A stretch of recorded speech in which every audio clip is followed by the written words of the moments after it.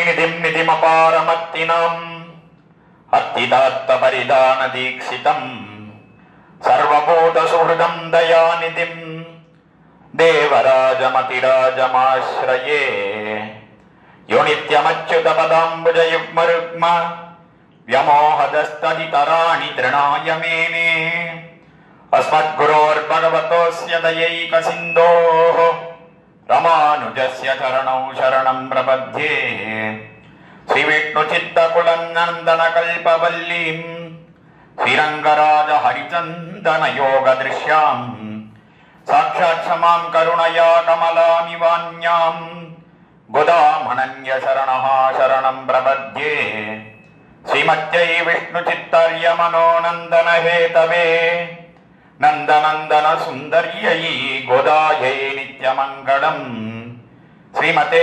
रम्यजामातृमुनीन्द्राय महात्मने श्रीरङ्गवासिने भूयात् नित्यश्रीर्नित्यमङ्गलम्.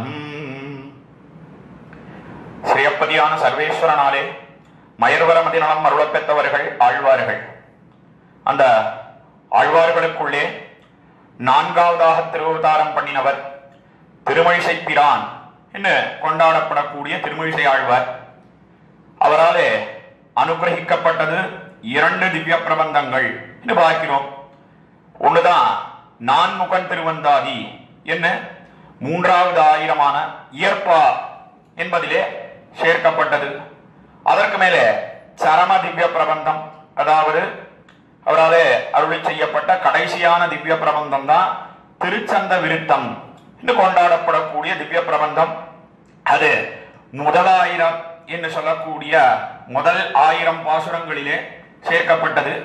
அந்த திருச்சந்த விருத்தம் என்று சொல்லக்கூடிய திவ்ய பிரபந்தத்தின் அர்த்தத்தை தான் நாம் இந்த திவ்ய பிரபந்த தாரா என்கிற தொடர் மூலமாக இப்பொழுது அனுபவித்து வருகிறோம்.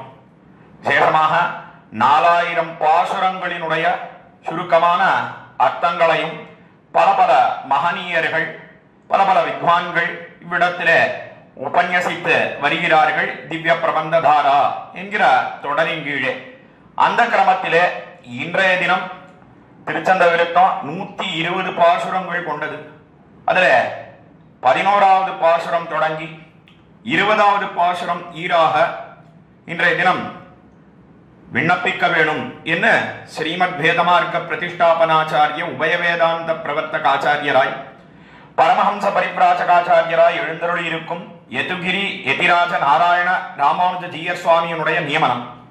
அந்த நியமனத்தை சிரசா வகித்துக் கொண்டு முதற்கண் அவருடைய திருவடித்தாமரைகளிலே சென்னி சேர்த்து கரம் குவித்து அடியனுடைய பிரணாமங்களை தெரிவித்துக் கொண்டு மேலே இந்த 10 பாசுரங்களினுடைய சுருக்கமான அர்த்தத்தை இப்பொழுது நாம் அனுபவிக்க பெறலாம்.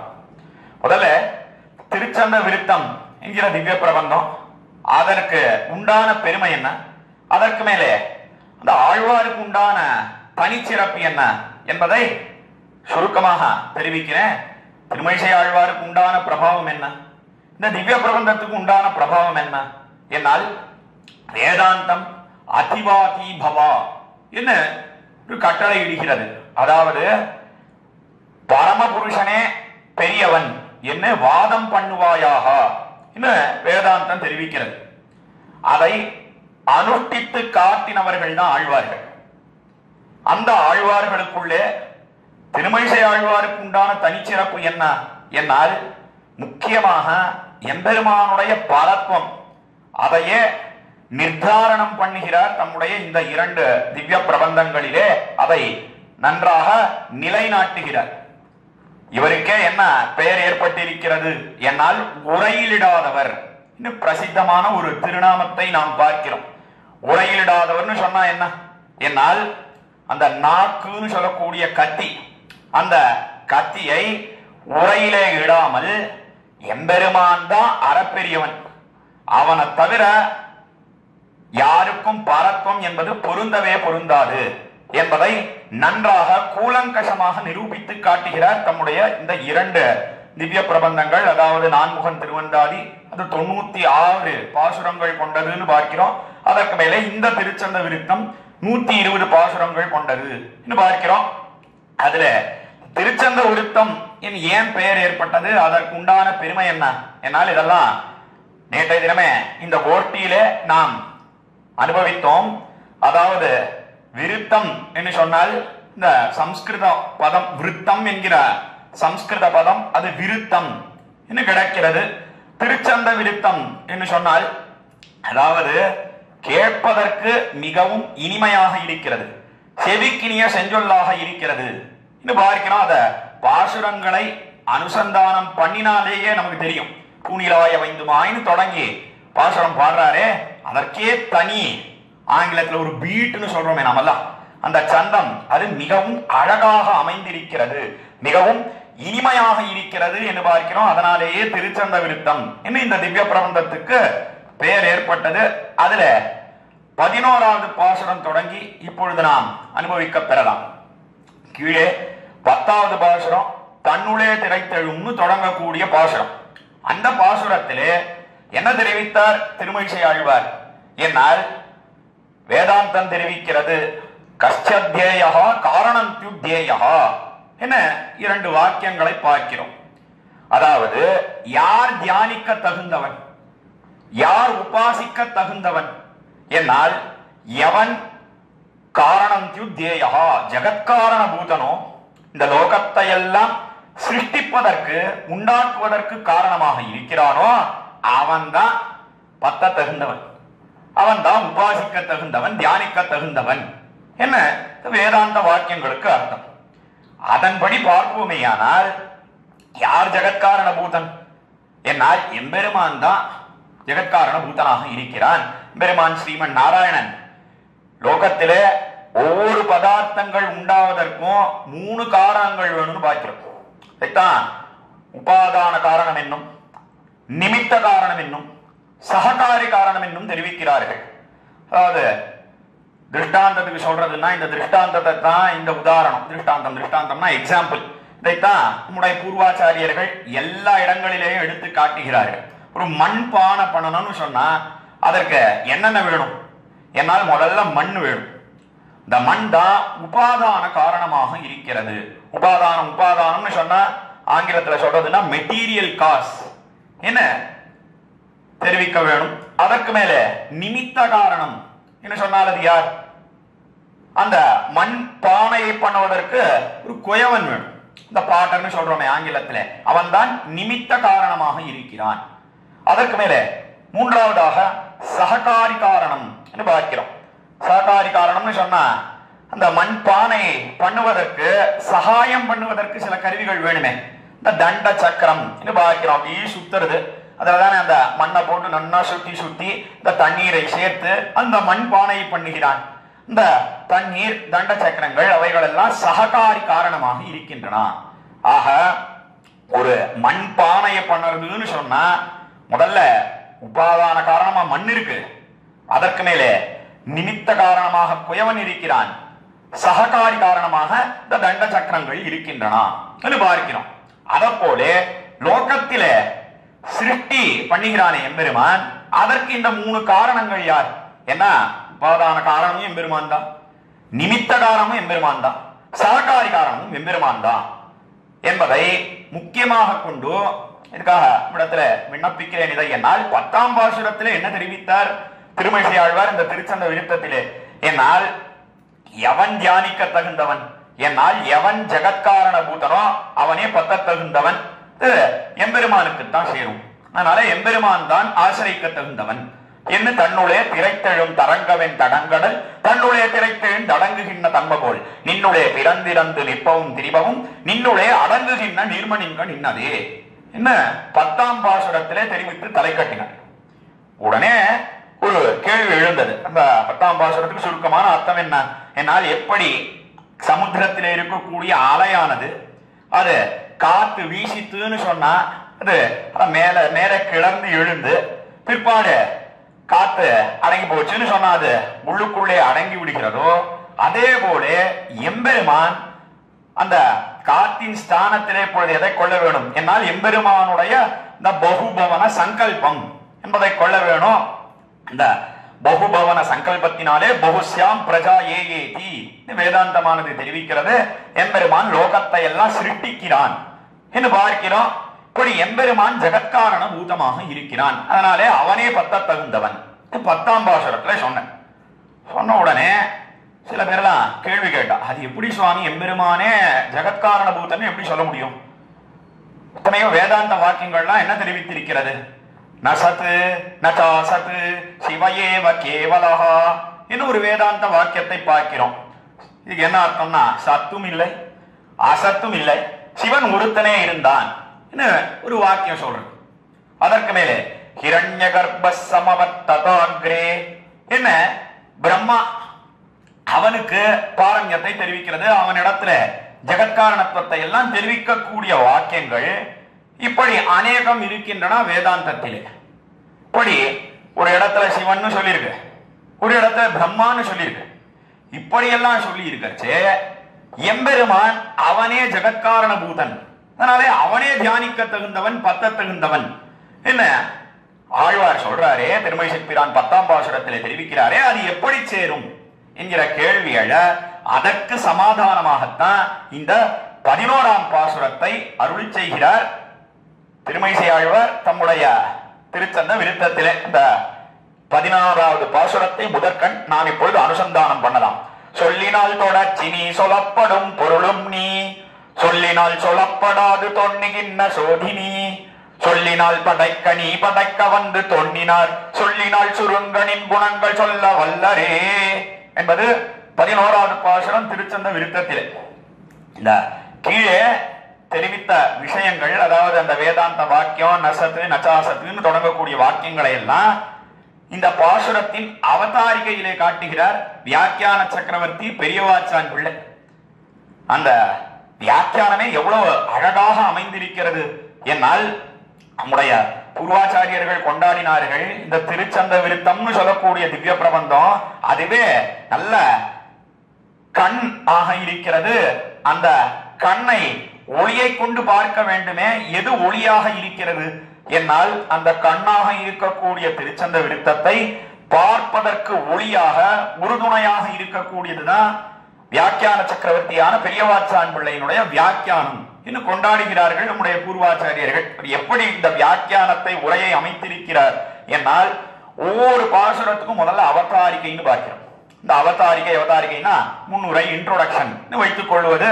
அதுல இந்த பாசுரத்துக்கும் கீழ்பாசுரத்துக்கும் உண்டான தொடர்பு என்ன, சங்கதி என்ன, அதற்கு மேலே அந்த பாசுரத்திலே தெரிவிக்கப்பட்ட சுருக்கமான அர்த்தம் என்ன, அதை ஒவ்வொரு பாசுரத்தின் வியாக்கியான அவதாரிகையிலே காட்டுகிறார் சுவாமி பெரியவாச்சான் பிள்ளை என்று பார்க்கிறோம். இப்படித்தான் இந்த உரையானது அமைந்திருக்கிறது என்பதை பிரசங்காத இந்த கோஷ்டியில விண்ணப்பித்த அதைத்தான் இந்த அவதாரிகையில இந்த கேள்வி எழுந்தது.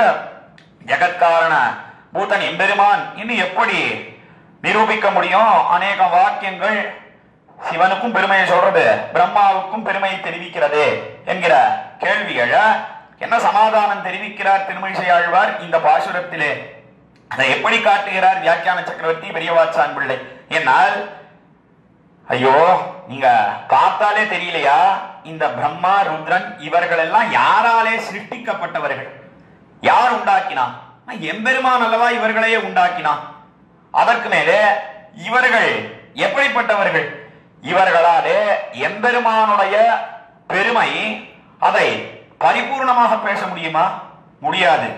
பரிபூர்ணமாலாம் பேச வேண்டாம்னா ஏதாவது ஒரு குணம், அந்த குணத்தை சுருக்கமாகவாவது பேச முடியுமா அவர்களாலே? என்னால் ஒரு நாளும் பேசவே முடியாது. எம்பெருமானுடைய பெருமை அதை ஏதாவது ஒரு வகை, அந்த ஒரு வகையை கூட சுருக்கமாகவே பேச முடியாது என்று சொன்னால் அவர்களை எங்கேயாவது ஜெகத்காரண பூதர்கள் என்று சொல்ல முடியுமோ? ஒரு நாளும் சொல்லவே முடியாது என்பதைத்தான் இந்த பாசுரத்திலே தெரிவிக்கிறார் திருமழிசை ஆழ்வார் இந்த 11வது பாசுரத்திலே. அது எப்படி சுவாமி? கீழே இப்போ வேதாந்த வாக்கியங்கள் சொல்றதே அதெல்லாம் பொய்யா என்ன கேட்டால் அதற்கு என்ன சமாதானம் காட்டுகிறார் வியாக்கியான சக்கரவர்த்தி பெரியவாச்சான் பிள்ளை நம்முடைய வியாக்கியானத்திலே? என்னால் அல்லல்ல, அந்த வாக்கியங்கள் எல்லாம் அவர்களை காட்டுகிறது என்று சொன்னால் எது பரியந்தம் காட்டும்? அவர்களுக்கும் அந்தர்யாமியாக எம்பெருமான் எழுந்தருளி இருக்கிறான். எல்லா வஸ்துக்களுக்குள்ளேயும் எம்பெருமான் இருக்கான். அதனாலே அதுவும் எம்பெருமானுடைய பெருமையைத்தான் காட்டும் இன்னும் ஒரு விதமாக சமாதானம் காட்டினார். அல்லது ஏதோ அவர்களுக்கெல்லாம் கொஞ்சம் பெருமையை சொல்லணும்ன்றதுக்காக அந்த வாக்கியங்கள் ஏற்பட்டதை ஒழிய உண்மையிலேயே இது எம்பெருமான் தான் ஜெகத்காரண பூதன் என்பதில் ஏதாவது குறை உண்டா? என்னால் ஒரு குறையும் கிடையாது என்று தெரிவிக்கிறார். அதுல சொல்லினால் தொடர்ச்சி நீ சொல்லப்படும் பொருளும் நீ என்று சொல்லினால் தொடர்ச்சி நீ இடத்துல சொல் சொல் என்று சொன்னால் அது வேதத்தை காட்டும். அந்த வேதம்னு சொல்லக்கூடிய பிரமாணமாக இருக்கிறது. சொல்லினால் தொடர்ச்சி நீ அந்த வேதத்தாலேயே அறியப்படுபவனாக இருக்கிறான் எம்பெருமான். இந்த வேதம் என்ன புருஷார்த்தத்தை சொல்றது? 4 புருஷார்த்தங்கள் தான். சம்சாரிகளை காட்டல. சம்சாரிகள் தான் எப்படி இருக்கா? என்னால் அவர்கள் சப்தாதி விஷயங்களிலேயே மண்டித்திருக்கிறார்கள். சப்த ஸ்பர்ஷ ரூப ரசகந்தம் சொல்லக்கூடிய விஷயங்கள். கண்ணாலே ஏதோ விஷயங்களை பார்க்கணும்னு ஆசைப்படுறா. காதாலே ஏதோ கேட்கக்கூடாத விஷயங்களை எல்லாம் கேட்கணும்னு ஆசைப்படுறா. மூக்காலே நுகரக்கூடாத விஷயங்களை எல்லாம் நுகர வேணும்னு ஆசைப்படுறா. நாக்காலே எதையெல்லாம் போதனம் பண்ணக்கூடாதோ உட்கொள்ளக்கூடாதோ அதையெல்லாம் உட்கொள்ள வேண்டும் என்று ஆசைப்படுகிறார்கள். ஸ்பர்ஷேந்திரியத்தாலே எதெல்லாம் தொடக்கூடாதோ தொட வேண்டும் என்று ஆசைப்படுகிறார்கள். அவர்களை பத்தி இங்க பேசல. யார பத்தி தெரிவிக்கிறார்? என்னால் சொல்லினால் தொடர்ச்சி நீ என்ன வேதத்தாலேயே அறியப்படக்கூடிய எம்பெருமான். இந்த வேதம் தர்ம அர்த்த காமம் மோட்சம் சொல்லக்கூடிய அறம் பொருள் வீடு இன்பம் சொல்லக்கூடிய 4 புருஷார்த்தங்கள் அதை பத்தி தெரிவிக்கிறது. அதிலே ருச்சியை பிறப்பிக்கக்கூடியவன் யார்? இப்படி வேதத்தை அறிய வேண்டும், வேதத்தாலேயே அறியப்படுபவனாக இருக்கிறான் எம்பெருமான். என்ன அந்த வேதத்திலே தொடர்னு சொன்னா இவ்விடத்துல உறவுன்னு அர்த்தம். சொல்லினால் தொடர்ச்சி நீ பாசனம் தெரிவித்திருக்கிறார் திருமழிசை ஆழ்வார். அந்த வேத சப்தத்தாலே தொடர்பு என்று சொன்னால் இவ்விடத்துல உறவு, அந்த ருச்சியை உண்டாக்கக்கூடியவன் யார்? என்னால் எம்பெருமானே நீதான் உண்டாக்குகிறாய் திருமழிசை ஆழ்வார் தெரிவிக்கிறார். சொல்லினால் தொடர்ச்சி நீ சொல்லப்படும் பொருளும் நீ. அதற்கு மேலே இந்த வேதம் என்ன? அந்த வேதத்தை விவரிக்கக்கூடிய ஸ்மிருதி என்ன, இதிகாசம் என்ன, புராணம் என்ன, எல்லாவற்றாலும் அறியப்படக்கூடியவன் யார்? என்னால் எல்லா தேவதைகளுக்கும் அந்தர்யாமியாக இருக்கக்கூடிய எம்பெருமான் தான் என்ன. அடுத்தபடியா மேலே சொல்லினால் தொடர்ச்சி நீ சொல்லப்படும் பொருளும் நீ. சொல்லினால் சொல்லப்படாது தொன்னிகின்ற சோதினி என்று சொல்லினால் சொல்லப்படாது என்ன அந்த வேதங்களாலேயும் எம்பெருமான் இன்ன அளவு என்ன அளவுபடுத்தி அறிய முடியுமோ? என்னால் ஒரு நாளும் அறிய முடியாது. அதைத்தான் சொல்லினால் சொல்லப்படாது தொன்னிகின்ற சோதினி என்று மிகச்சிறந்த தேஜஸோட கூடியிருக்கிறான் எம்பெருமான். அந்த வேதம் என்ன பண்ணித்து? என்னால் எம்பெருமானுடைய ஆனந்தம்னு சொல்லக்கூடிய ஒரே ஒரு குணம், அந்த குணத்தை அளவிட்டு அறிகிறேன் என்று தொடங்கித்து.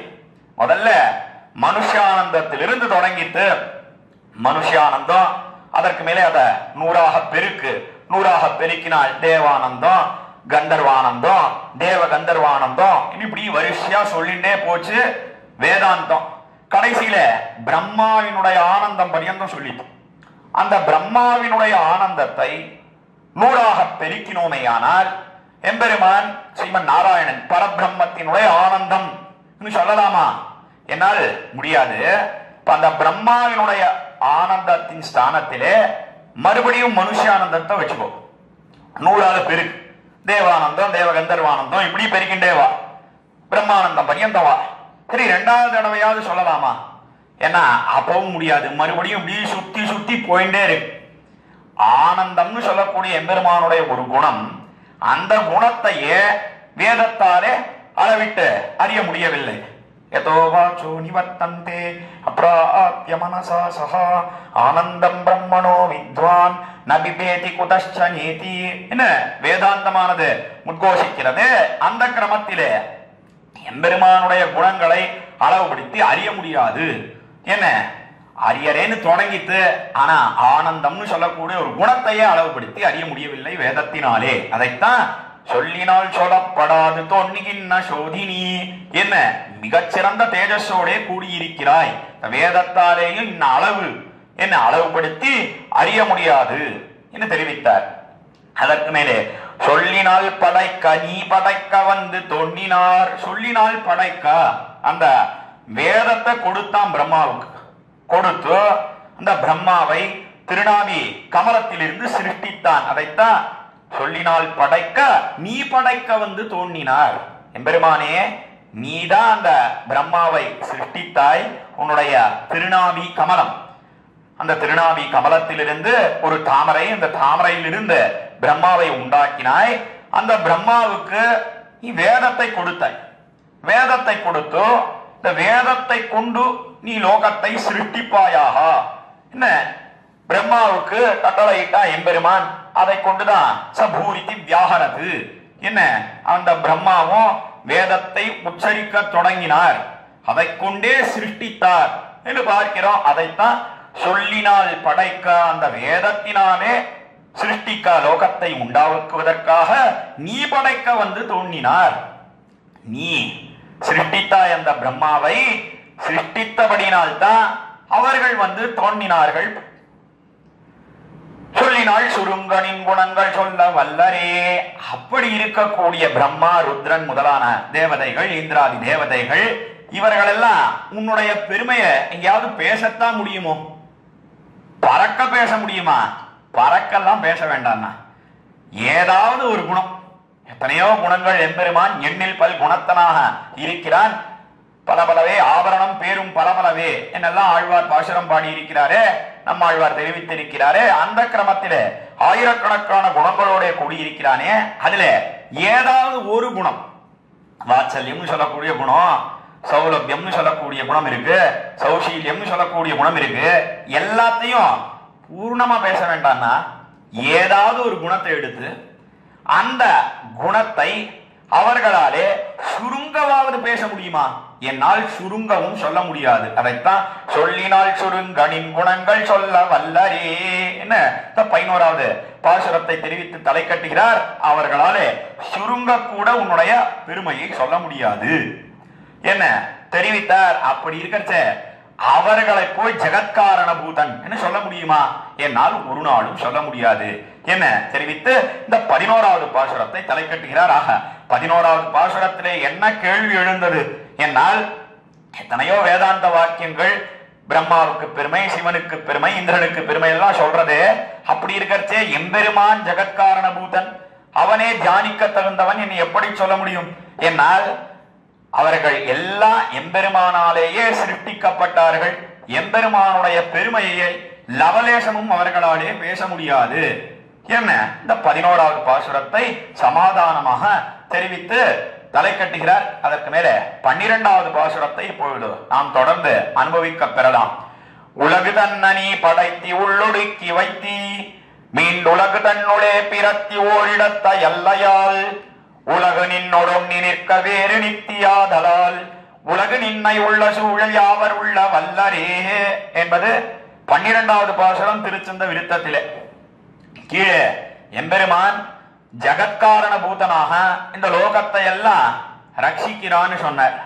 அந்த எம்பெருமானே அவதாரங்களை பண்ணி, அதாவது இந்த லோகத்திலே ராமனாகவும் கண்ணனாகவும் இப்படி எத்தனையோ அவதாரங்கள் இங்கே வந்து பிறந்து எல்லோரையும் ரட்சிக்கிறானே. அந்த அவதார ரகசியத்தை, அவதாரம்னு சொன்னா என்ன? என்னால் மேலான நிலையை விட்டு கீழான நிலைக்கு இறங்குவது, அதற்குத்தான் அவதாரம். என்ன பேர்? த்ரூதர், டு கிராஸ் என்று ஆங்கிலத்திலே தெரிவிக்கிறார்கள். அதைத்தான் இந்த அவதாரம் சொன்னால் அந்த தாத்து சம்ஸ்கிருதத்திலே இருக்கக்கூடியது என்று பார்க்கிறோம். இப்படி எம்பெருமான் மேலான நிலையை விட்டு கீழான நிலைக்கு இறங்குகிறான்னு சொன்னா என்ன? என்னால் எல்லா காலத்திலேயும் இருக்கக்கூடிய எம்பெருமான் காலத்தினாலே அளவு படுத்தி கொண்டு வந்து பிறகான். அதற்கு மேலே அந்த எம்பெருமான் அவன் எப்படி இருக்கான்? என்னால் வஸ்து, எல்லா வஸ்துக்களுக்குள்ளேயும் எம்பெருமான் எழுந்தருளி இருக்கிறான்.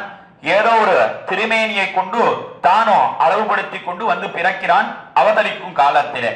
அதற்கு மேலே தேசத்தினாலே அளவுபடுத்தப்பட்டவனாக ஆகிறான். இதைத்தான் தேச பரிச்சின்னன் என்னும், கால பரிச்சின்னம் என்னும், வஸ்து பரிச்சின்னம் என்னும் தெரிவிக்கிறார்கள் நம்முடைய பூர்வாச்சாரியர்கள். இப்படி அவதரிக்கும் காலத்திலே எம்பெருமான் என்ன பண்றான்?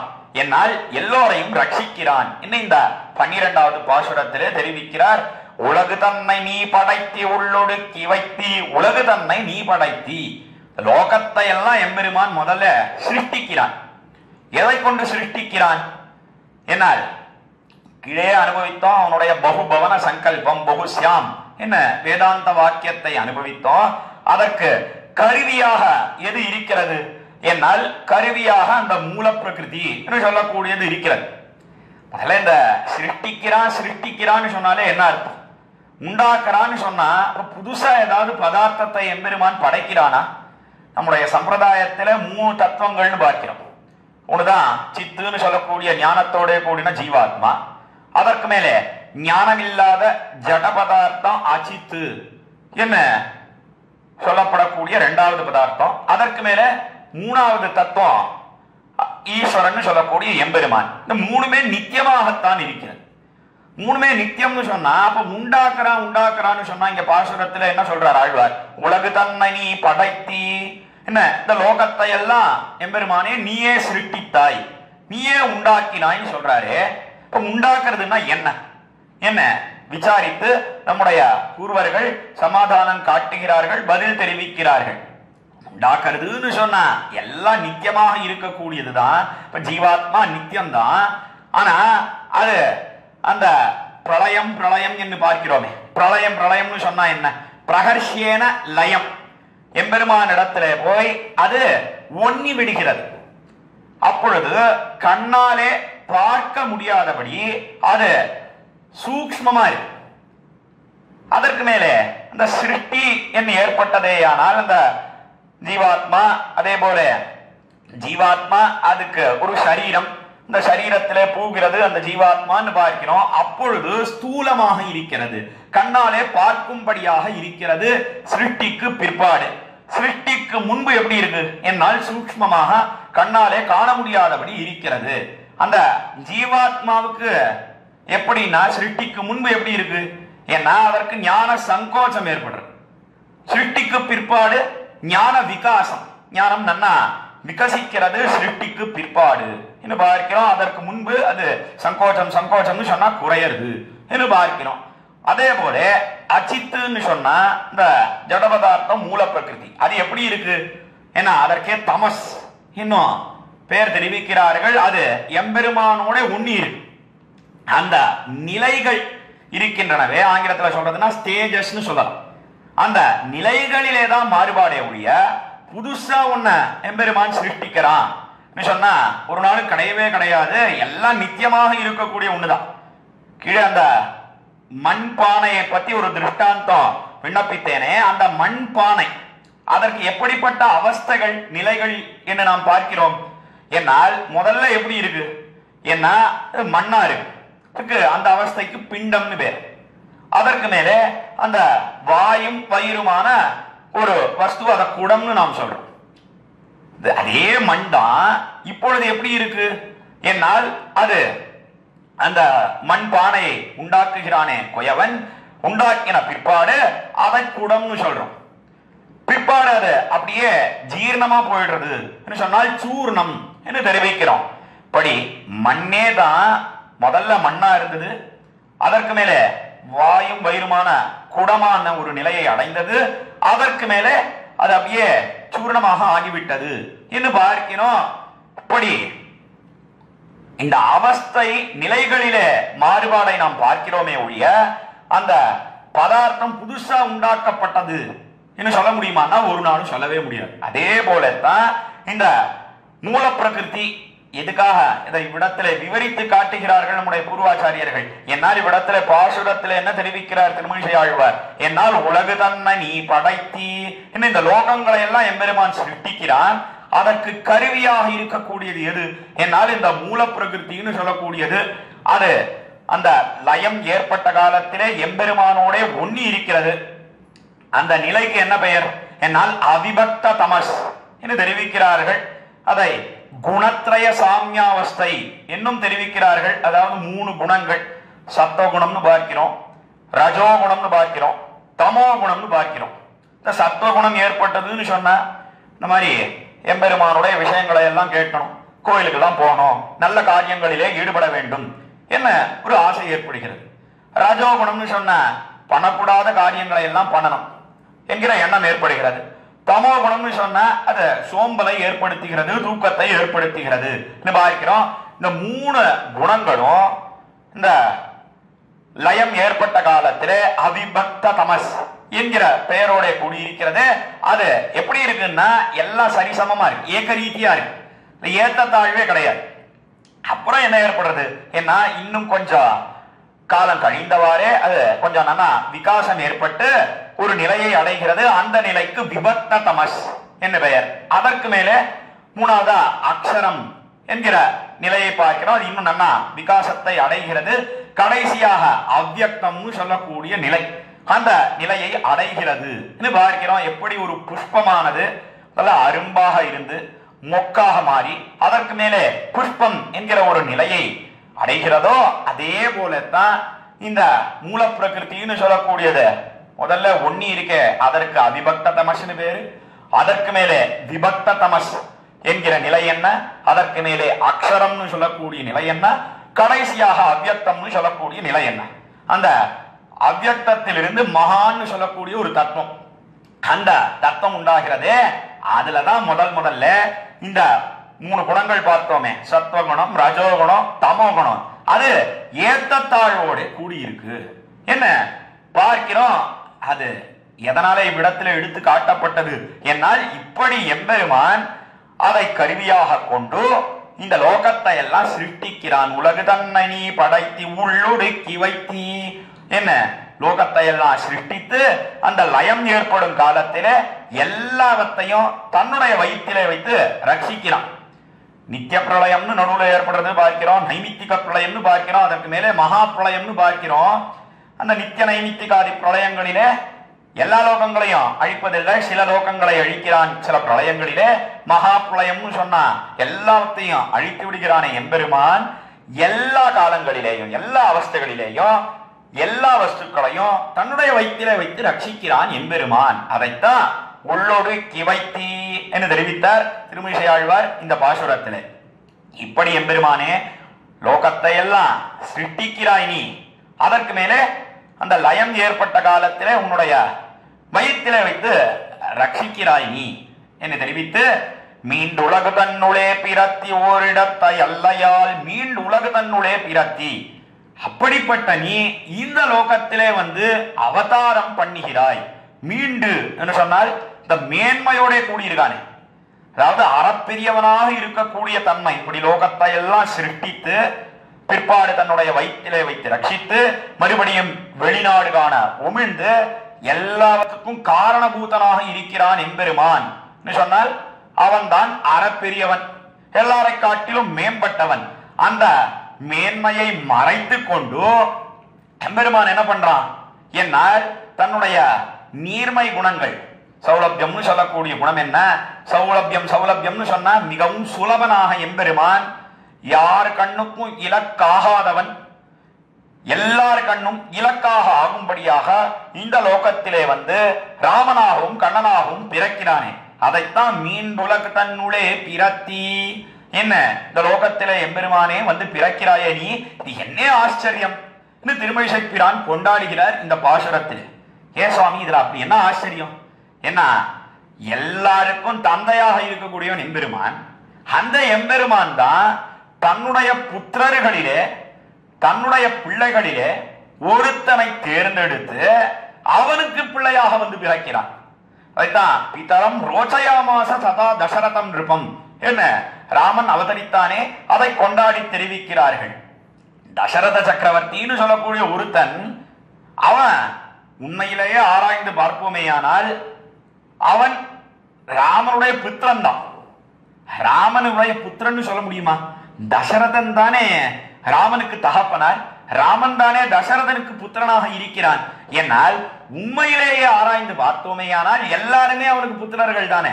அப்படி புத்திரர்களாக இருக்கக்கூடியவர்களிலே ஒருத்தனான தசரத சக்கரவர்த்தியை தேர்ந்தெடுத்து ராமனாக வந்து பிறந்தான் எம்பெருமான் சொன்னால் அதுதான் ஆச்சரியம், அதுதான் கொண்டாடத்தக்கது. என்ன இவ்விடத்திலே மீண்டுலகு தன்னுளே பிறத்தி ஓரிடத்தை அல்லையால் என்ன மேலே ஓரிடத்தை அல்லையால் எம்பெருமானே உன்னை எந்த கோட்டியிலே சேர்ப்பது ஒண்ணுமே புரியலையே என்னார் திருமழிசை ஆழ்வார். என்ன காரண வஸ்துன்னு சொல்றதா அல்லது காரிய வஸ்துன்னு சொல்றதா? எதனால இந்த குழப்பம் ஏற்பட்டது திருமழிசை பிரானுக்கு? என்னால் இல்ல நீதான் எல்லா பதார்த்தங்களையும் சிருஷ்டிக்கிறாய், அதுல எந்த குறையும் உனக்கு கிடையாது. அதனாலே காரண வஸ்துவாக இருக்கிறாய், காரிய வஸ்துன்னு உன்னை சொல்ல முடியாது. அதே சமயத்திலே நீ ஜகத்காரண பூதனாக இருக்கக்கூடியவன், உன்னுடைய பிள்ளைகளிலே ஒருத்தனை தேர்ந்தெடுத்து அவனுக்கு பிள்ளையாக வந்து பிறக்கிறாய் என்று சொன்னால், மனுஷ சஜாதியனாக இந்த மனுஷ சரீரத்தை எடுத்துக்கொண்டு வந்து பிறக்கிறாய்னு சொன்னா, அப்பொழுதோ காரியவஸ்தை என்ன அதை சொல்ல வேணும். அதாவது காரிய அவஸ்தை காரண அவஸ்தைன்னு சொன்னா என்ன, காரணம்னு சொன்னா அவன் தான் முதலாக இருக்கிறான். அதாவது ஒரு பதார்த்தம் உண்டாருன்னு சொன்னா, அதாவது கீழே பார்த்தோமே திருஷ்டாந்தம், மண்பானைன்னு பார்த்தோமே, அந்த மண்பானை காரியமா இருக்கு. காரணம் எது? ஏனால் மண் தான் காரணமா இருக்கு. அதே போல எம்பெருமான் விஷயத்துல இப்பொழுது எடுத்துக்கொண்டு பார்ப்போமே, ஆனால் எம்பெருமான் தான் லோகத்தை எல்லாம் உண்டாக்குவதற்கு காரணமாக இருக்கிறான். அப்பொழுதோ அவனை காரணபூதன் என்ன சொல்ல வேணும். ஆனா இங்க வந்து அவதரித்திருக்கிறானே எம்பெருமான், அதை பார்ப்போமே, ஆனால் காரணம்னு எப்படி சொல்றது? அல்லது சரி காரணம்னு வேண்டாம் சுவாமி, அதான் பிறந்துட்டானே காரிய வஸ்து என்று சொல்லலாமா? என்னால் அவன் தானே எல்லாத்துக்கும் காரணமா இருக்கான்.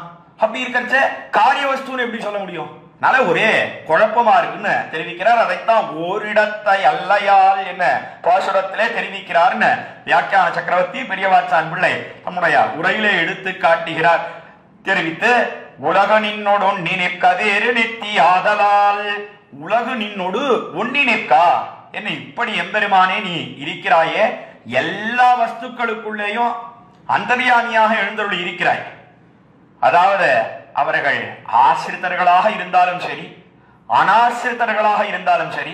ஆசிரித்தர்கள்னு சொன்னா எம்பெருமானை பத்தின அடியார்கள், அனாசிரித்தர்கள் சொன்னால் விமுகராக இருக்கக்கூடியவர்கள். எம்பெருமான்னு சொன்னாலே முகத்தை திருப்பி கொண்டு மாற வைத்துக் கொண்டு போகக்கூடியவர்கள். அவர்களுக்குள்ள சரிதான், இவெல்லாம் நம்ம பார்த்தாலே இப்படி முகத்தை திருப்பிட்டு போறா, இவர்களுக்குள்ள எல்லாம் இருக்க வேண்டாம் என்ன எம்பெருமான் நினைக்கிறானோ? என்னால் ஒரு நாளும் கிடையாது. அப்படி எம்பெருமான் இல்லைன்னு சொன்னா அந்த வஸ்து நிற்குமோ? ஒரு நாளும் நிற்கவே நிற்காது. இவர்களுடைய சத்தையே நோக்கி கொண்டு எம்பெருமான் எழுந்தருளி இருக்கிறான். அப்படி எழுந்தருளி இருக்கும் காலத்திலேயும் கூட எம்பெருமான் ஒப்பற்றவனாக இருக்கிறான். உலகுனின்னோடு ஒன்னி நிற்க வேறு நித்தி ஆதலால், அதற்கு மேலே ஆசிரிதர்கள் இருக்கிறார்களே, எம்பெருமானுடைய அடியார்கள் பக்தர்கள், காணவாராய் உன்னை பார்க்க வேண்டும் என்று ஆசைப்படுகிறார்களே, அவர்களுக்காக ஒரு அழகான திவ்யமங்கள விக்கிரகம், அந்த விக்கிரகத்தை எடுத்துக்கொண்டு வந்து எம்பெருமான் திருவவதாரங்களை பண்ணுகிறான். அதைத்தான் உலகுடினோடு ஒன்னி நிற்க வேறு நித்தி ஆதலால், வேறுபட்டு நிற்கிறாய் நீ. இப்படி அனாசிரிதர்கள், உன்னோட எதிரம்பு கோக்கக்கூடியவர்கள், உன்னிடத்திலே விரோதத்தை பாராட்டக்கூடியவர்கள், அவர்களுடைய சத்தையை நோக்க வேண்டும் என்பதற்காக உள்ளுக்குள்ளே எழுந்தருளி இருக்கிறாய். அதற்கு மேலே ஆசிரித்தர்களாக இருக்கிறார்களே, அவர்களுக்கு உன்னுடைய திவ்ய மங்கள விக்கிரகத்தை சேவை சாதித்துக் கொண்டு எழுந்தருளி இருக்கிறாய். இந்த நிலையிலேயும் அத்விதீயனாக இருக்கிறாய். வேறு நித்தி ஆதலால் உலக நின்னை உள்ள சூழல் யாவர் உள்ள வல்லரே. இப்படி எம்பெருமானே நீ அவதாரங்களை பண்ணுகிறாயே, உன்னுடைய இந்த சூழல் சூழ்ச்சியை யாராலே அளவிட்டு பேச முடியும்?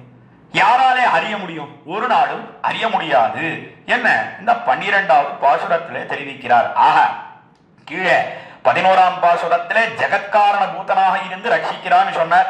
12வது பாசுரத்திலே எம்பெருமான் அவதாரங்களை பண்ணி எல்லோரையும் ரட்சிக்கிறான் என்ன தெரிவித்து, அதற்கு மேலே 13வது பாசுரம், இந்த 13வது பாசுரத்திலே சரி ஆழ்வீர் இந்த அவதார ரகசியம் இத யாராலையாவது அறிய முடியுமா என்று சில பேர் கேட்க, அதற்கு சமாதானமாகத்தான் 13வது பாசுரத்தை இந்த திருச்சந்த விருத்தத்திலே தெரிவிக்கிற திருமழிசை ஆழ்வார். இன்ன என்ன சொல்லலாவதில்லையாதமிட்டு இடை பின்ன கேள்வன் என்பரும் பிணக்குணர்ந்த பெற்றியோர் பின்னையாய கோலமோடு பேருமூறு மாதியும் நின்னையார் நினைக்கவல்லர் நிர்மையால் நினைக்கிலே என்பது 13வது பாசுரம் திருச்சந்த விருத்தத்திலே. இன்னை என்று சொல்லலாவது இல்லையாதும் என்ன இந்த எம்பெருமான் அவன் இப்படி பிறக்கிறான் அவதரிக்கிறான்னு சொன்ன அந்த அவதார ரகசியம் இருக்கிறதே, அத யாராலையும் பேச முடியாதா? பொழுது கீழே என்ன சொன்னார்? என்னால் ஒருவராலும் அறிய முடியாது எம்பெருமானுடைய அந்த அவதார ரகசியத்தை என்ன சொன்னார் திருமழிசை ஆழ்வார். யாருமே இல்லையா? ஒருத்தர் கூட கிடையாதா? என்ன கேள்வி எழ இல்ல இல்ல அப்படியன்னு எம்பெருமான் தானே தன்னுடைய அவதார ரகசியத்தை காட்டுவனேயானால் அவர்களுக்கு அறிய முடியும், அவர்களாலே பேச முடியுமே ஒழிய மற்ற பேராலே ஸ்வயத்னத்தாலே அந்த அவதார ரகசியத்தை அறிய வேணும் என்று சொன்னால், தங்களுடைய முயற்சியாலே அறிய வேணும் என்று சொன்னால் ஒரு நாளும் அறிய முடியாது. என்ன இந்த 13வது பாசுரத்திலே தெரிவிக்கிறார் திருமழிசை ஆழ்வார். இன்ன என்று சொல்லலாவது இல்லையாதும் என்ன இப்படிப்பட்டவன் என்ன அந்த எம்பெருமானை சொல்ல முடியுமா? என்னால் சொல்ல முடியாது. இல்லையாதும் இட்டு இடைப்பின்ன கேள்வன் என்பரும் பிணக்குணர்ந்த பெத்தியோர். ஏன்னா அந்த எம்பெருமான் எப்படி இருக்கான்? என்னால் அவன் கண்ணனாக திருவதாரம் பண்ணின காலத்திலே நொன்னிய இடையோடே கூடின இடை பின்ன கேள்வன் என்பர். என்ன பின்னை பின்னைன்னு சொன்னா நீலா பிராட்டியான நப்பின்னை பிராட்டி. அந்த நப்பின்னை பிராட்டிக்காகத்தான் என்ன பண்ணினான்? என்னால் ஒரு பிறவியிலே இரு பிறவியானான் கண்ணன். அவன் சத்திரிய குலத்திலே பிறந்தான். அதாவது வசுதேவருக்கும் தேவகிக்கும் மகனாக பிறந்து இடைக்குலத்துக்கு சேர்ந்தான். ஒருத்தி மகனாய் பிறந்து ஓரிரவில் ஒருத்தி மகனாய் ஒழித்து வளர என ஆண்டாள் தெரிவிக்கிறாளே தன்னுடைய திருப்பாவையிலே 25ஆம் பாசுரத்திலே. அதன் பிரகாரம் எம்பெருமான் ராத்திரியோட ராத்திரியா சேர்ந்துட்டான், திருவாயர்பாடிக்கு சேர்ந்தான். நம்முடைய பூர்வாச்சாரியர்கள் விசாரித்தார்கள், எதனாலே இப்படி பண்ணினாய்? என்ன கண்ணபிரான் சொன்னான், என்ன உமக்கு தெரியாதா ஆண்டாளே, ஆழ்வார்களை உங்களுக்கு எல்லாம் தெரியாதா? கம்ச பயம், கம்ச பயத்தினால்தான் நான் ராத்திரியோட ராத்திரியா என்ன பண்ணேன்? என்னால் நேராக மதுரா நகரத்திலிருந்து புறப்பட்டு திருவாயர்பாடிக்கு சேர்ந்தேன். என்ன எம்பெருமான் சொன்ன உடனே நம்முடைய ஆழ்வார்கள் ஆச்சாரியர்கள்லாம் தெரிவிக்கிறார்கள், இந்த கதையெல்லாம் எங்கள்கிட்ட அடிக்காது, எங்களுக்கு நன்னா தெரியும். நீ கம்ச பயமாவது மண்ணாவது அதெல்லாம் ஒன்னும் கிடையாது. எத்தனை அசுரர்கள் எத்தனை அரக்கர்கள் அவர்களை எல்லாம் ஏவி விட்டான் கம்சன். களவிலே நலிய தொடங்கினா அவர்களை எல்லாம் அனாயாசமாக முடித்து வீழ்த்தினான் எம்பெருமான். அப்படி இருக்கிறச்ச கம்சனிடத்துல பயமாவது ஒண்ணாவது அதெல்லாம் கிடையாது. உண்மையான காரணம் என்ன தெரியுமா? நீ ஒரே அவதாரத்துல 2 பேரை கையை பிடிக்கணும், 2 பேரை கல்யாணம் பண்ணிக்கணும். ஒருத்தி தான் ருக்மிணி பிராட்டி, மற்றொருத்தி நப்பின்னை.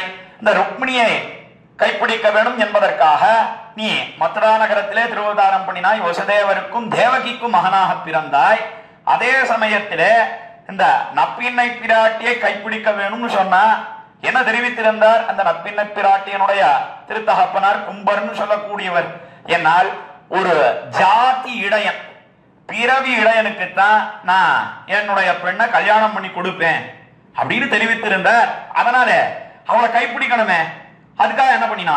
என்னால் இடைக்குலத்துக்கு சேர்ந்தா, இடைக்குலத்திலே சேர்ந்து நான் இடையன்தான் என்று சொல்லிக்கொண்டு அவளுக்காக 7 ரிஷபங்களை அடக்கி 7 எழுதுகளை அடக்கி நப்பின்னை பிராட்டியை கைப்பிடித்தான்.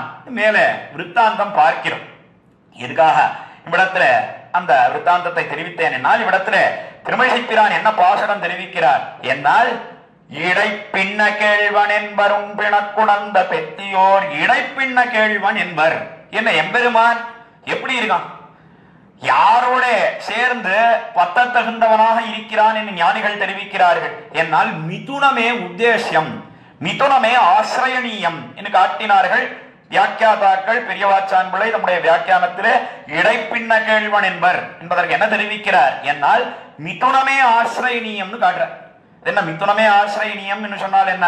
மிதுனம்னா ஆங்கிலத்துல கப்புல்னு சொல்றானே, அதாவது நப்பின்னை பிராட்டிக்கு கேழ்வனாக இருக்கிறானே எம்பெருமான். அந்த நப்பின்னை பிராட்டியோட சேர்ந்த கண்ணன் 2 பேரும் சேர்ந்துதான் பத்த தகுந்தவர்கள் என்ன ஞானிகள் தெரிவிக்கிறார்கள். அதைத்தான் இடைப்பின்ன கேள்வன் என்பர். என்ன 2 பேரும் சேர்ந்து இவள் புருஷகார பூத்தையாக இருக்கிறாள் பிராட்டி, அவளை முன்னிட்டு கொண்டு எம்பெருமானுடைய சந்நிதிக்கு போக வேணும் என்னதான் தெரிவித்தார்கள். அதுதான் நமக்கு உண்டான பெரிய பெருமை. என்ன எம்பெருமானுக்கு இல்லாத பெருமை, பிராட்டிக்கு இல்லாத பெருமை நமக்கு என்ன? என்னால் நம்முடைய பூர்வாச்சாரியர்கள் கோஷ்டியிலே ஒரு விசாரம் காலத்துல ஒரு சிஷ்யர் கேட்டாரா, சுவாமின்னு எம்பெருமானுக்கு ஒரு குறை சொல்லணும், பிராட்டிக்கு ஒரு குறை சொல்லணும், எனக்கு நிறை சொல்லணும். கேட்ட உடனே சொல்றேன்னு காலத்துல பூர்வாச்சாரியர் தெரிவித்தாரா. ஆச்சாரியன் என்ன சொன்னார்? என்னால் எம்பெருமானுக்கு குறை என்ன? என்னால் சேஷத்துமே கிடையாது, யாருக்கும் அடிமை கிடையாது. அதனால்தான் லோகத்திலே எம்பெருமான் அவதாரங்களையே பண்ணுகிறான். அவனுக்கு அந்த சேஷத்துவன்றது கிடையாது. அதனால அந்த சேஷத்துவம் வேணும்ன்ற ஆசையினாலே பிறக்கிறான் என்ன தெரிவித்தார். அதற்கு மேலே அதுதான் எம்பெருமானுக்கு உண்டான குறைன்னு சொன்னார் ஆச்சாரியன். அதற்கு மேலே இந்த பிராட்டி அவளுக்கு என்ன குறை? என்னால் அவள் ஏகாயனையாக இருக்கிறாள். எம்பெருமான் ஒருத்தனுக்குத்தான் சேஷப்பட்டவளாக இருக்கிறாள். அதுதான் அவளுக்கு உண்டான குறை. நமக்கு உண்டான நிறை பெருமை என்ன? என்னால் நாம் 2 பேருக்கும் சேஷபூதர்களாக இருக்கிறோம். 2 பேரும் ஒருத்தரோட ஒருத்தர் போட்டி போட்டுக் கொண்டு நம்மை ரட்சிக்கிறார்கள் என்ன பார்க்கிறோம். பேர்பட்ட பெருமையோட நாம் கூடியிருக்கிறோம். இன்னும் அக்காலத்திலே ஆச்சாரியர் சிஷ்யனிடத்திலே சொன்னார்னு நம்முடைய பூர்வர்கள் தெரிவிப்பதுண்டு. ஆக தேரின அர்த்தம் என்ன? என்னால் 2 பேரும் சேர்ந்த ஆசிரியக்கு தகுந்தவர்கள், பக்த தகுந்தவர்கள். அதைத்தான் திருவழிசை ஆழ்வார் இடத்துல என்ன தெரிவித்தார்?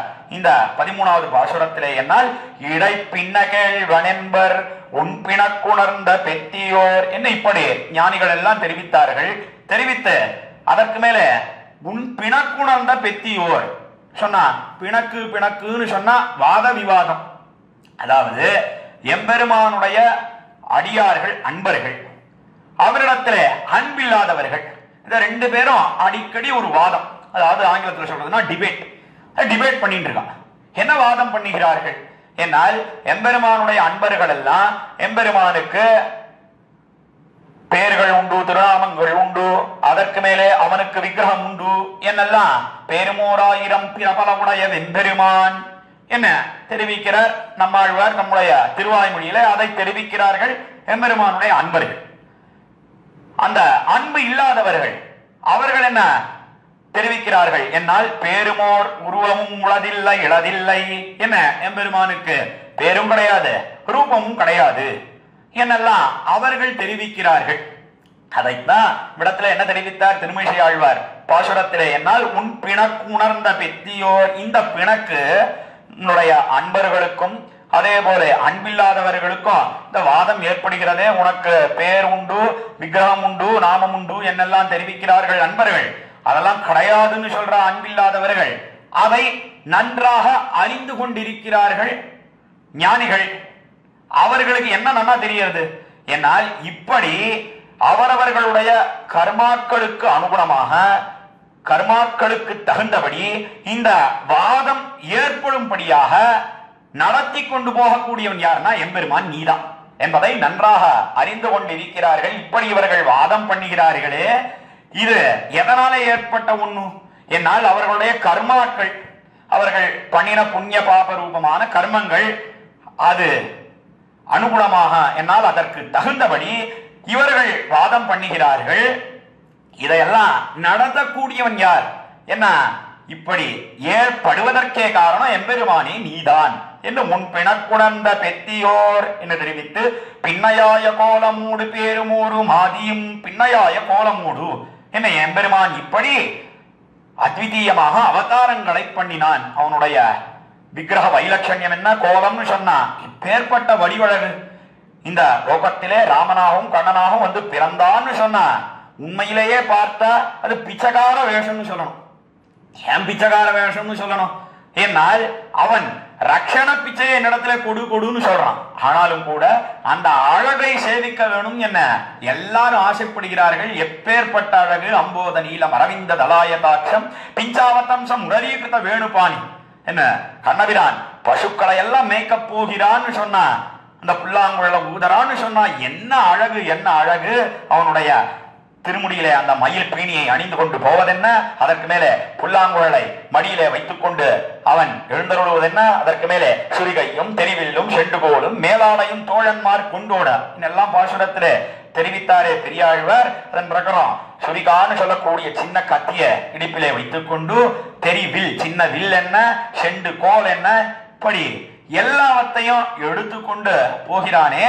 இந்த அழகிலே ஈடுபடுகிறார்கள். அதைத்தான் பின்னையாய கோலமோடு என்ன, அவனுடைய அந்த விக்கிரக வைலட்சண்யம் என்ன, வடிவனுடைய அழகு என்ன, கோலமோடு பேரும் ஒரு மாதியும் அவனுடைய திருநாமம், அதாவது அவனுடைய குணங்கள், அதே போல அவனுடைய செயல்கள், அதையெல்லாம் காட்டக்கூடிய திருநாமங்கள் என்ன, கோவிந்தன் என்ன கொண்டாடப்படுகிறானே எம்பெருமான். ஒன்னா இரண்டா எத்தனையோ திருநாமங்கள் சொல்லிண்டே போகலாம் அந்த எம்பெருமானுக்கு. கோலமூடு பேரும் ஊரும் ஆதியும் ஊர்.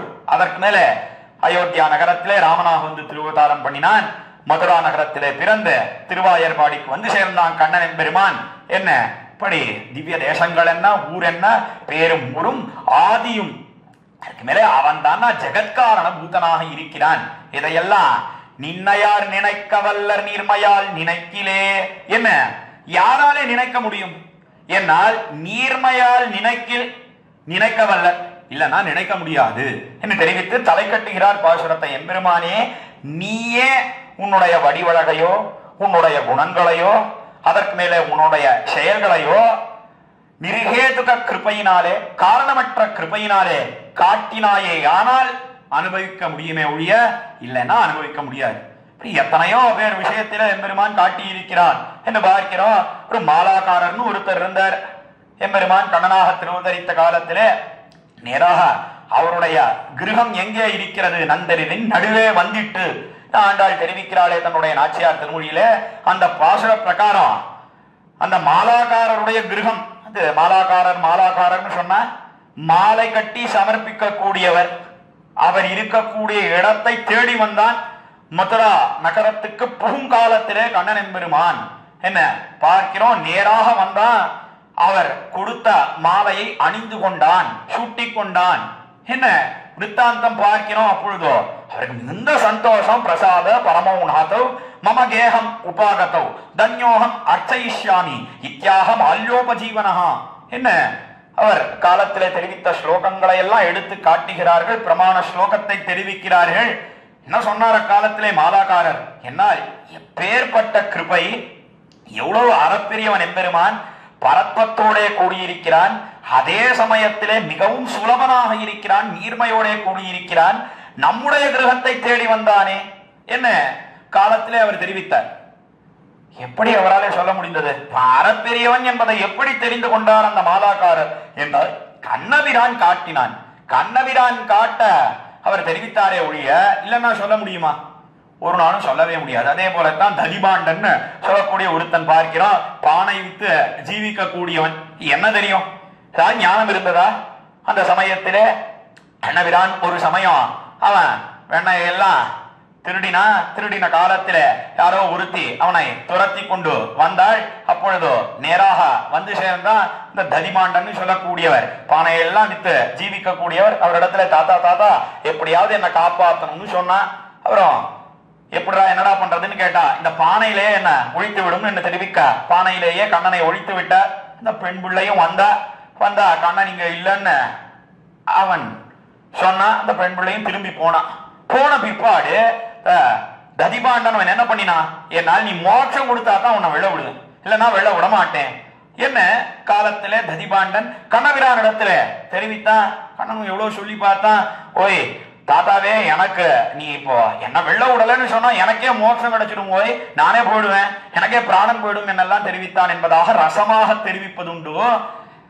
ஆனாலும் கூட அவர் என்ன சொன்னார்னா, அதெல்லாம் முடியவே முடியாது, மோட்சம் கொடுத்தா தான் உன்னை விழ விடுவேன் என்று தெரிவிக்க, சரி கொடுத்தோம் என்று கண்ணபிரானும் தெரிவித்தான். எனக்கு கொடுத்தா மாத்திரம் போராது, இந்த பானை தானே நீ மறைந்திருப்பதற்கு சகாயம் பண்ணித்து உறுதுணையாக இருந்தது, அதனாலே அந்த பானைக்கும் கொடுக்க வேணும் தெரிவிக்க பானைக்கும் கொடுத்தான். என்ன நாம் சரித்திரம் பார்க்கிறோம்.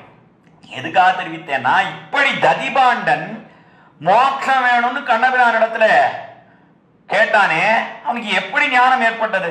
சாந்தீபினி முனிவர் அவரிடத்துல 64 நாட்களில 64 கலைகளை கட்டான் கண்ணன் என்பெருமான். அவரே என்ன கேட்டார், குரு தட்சணையா என்ன வேணும் கேளும் சொன்ன காலத்தில ஏதோ பிரபாச கட்டத்திலே தொலைந்து போன புத்திரர்கள் அவர்கள் வேணும் என்று கேட்டா கொடுத்தான் கண்ணன் எம்பெருமான் என்று விருத்தாந்தம் பார்க்கிறோம். படி எல்லாம் அறிந்த முனி அவரே கேட்கல, ஆனா இன்னும் தெரியாத ஒரு ததிபாண்டன் கேட்கிறான்னு சொன்னா அது எதனாலே முடிந்த ஒண்ணு? என்னால் எம்பெருமான் காட்டணும், கண்ணபிரான் காட்டி கொடுத்தான் அதனாலே கேட்ட, இல்லன்னா அவருக்கு அந்த ஞானம் ஏற்பட்டு இருக்குமோ? ஒரு நாளும் முடியவே முடியாது. எதுக்கா இந்த விருத்தாந்தங்களை எல்லாம் இவ்விடத்துல விண்ணப்பித்தேன்? என்னால் அதைத்தான் திருமழிசை ஆழ்வார் இந்த பாசுரத்திலே தெரிவிக்கிறார். என்ன தெரிவிக்கிறார்? என்னால் பின்னையாய கோலமோடு பேருமோடு மாதியும் நின்ன யார் நினைக்க வல்லர் நீர்மையால் நினைக்கிலே. நீ எம்பெருமானே, நீ உன்னுடைய நீர்மையினாலேயே காட்டினாயே, ஆனால் அறிய முடியுமே ஒழிய இல்லையானால் ஒரு நாளும் அறியவே முடியாது. அக்காலத்துல எப்படி அர்ஜுனனுக்கு சொன்னாயோ ஜன்ம கர்மச்ச மே திவ்யம், என்ன எல்லாமே அர்ஜுனா என்னுடைய அவதாரம் மிகவும் பரம போக்கியமாக திவ்யமாக இருக்கக்கூடிய ஒண்ணு என்ன எவன் அறிகிறானோ அவன் இந்த லோகத்திலே பிறப்பது கிடையாது. தேவம் யோவேத்யோகம் யோவேத்தி தத்வதா த்யக்த்வா தேகம் புனர்ஜன்ம நைதிமாம் ஏதி சூர்ஜுனா என்று தெரிவித்தானே ஸ்ரீ கீதையிலே கீதாச்சாரியன். அப்படி அர்ஜுனனிடத்திலே நீ சொன்னாய், அவன் உன்னுடைய அவதார ரகசியத்தை அறிந்து கொண்டான். இப்படி நீ சொன்னால் அறியலாமே ஒழிய இல்லையானால் உன்னுடைய அவதார ரகசியத்தை அறிய முடியாது என்று இந்த 13வது பாசுரத்திலே தெரிவித்து தலை கட்டுகிறார் திருச்சந்த விருத்தத்திலே. அதற்கு மேல எம்பெருமான் பார்த்தான்.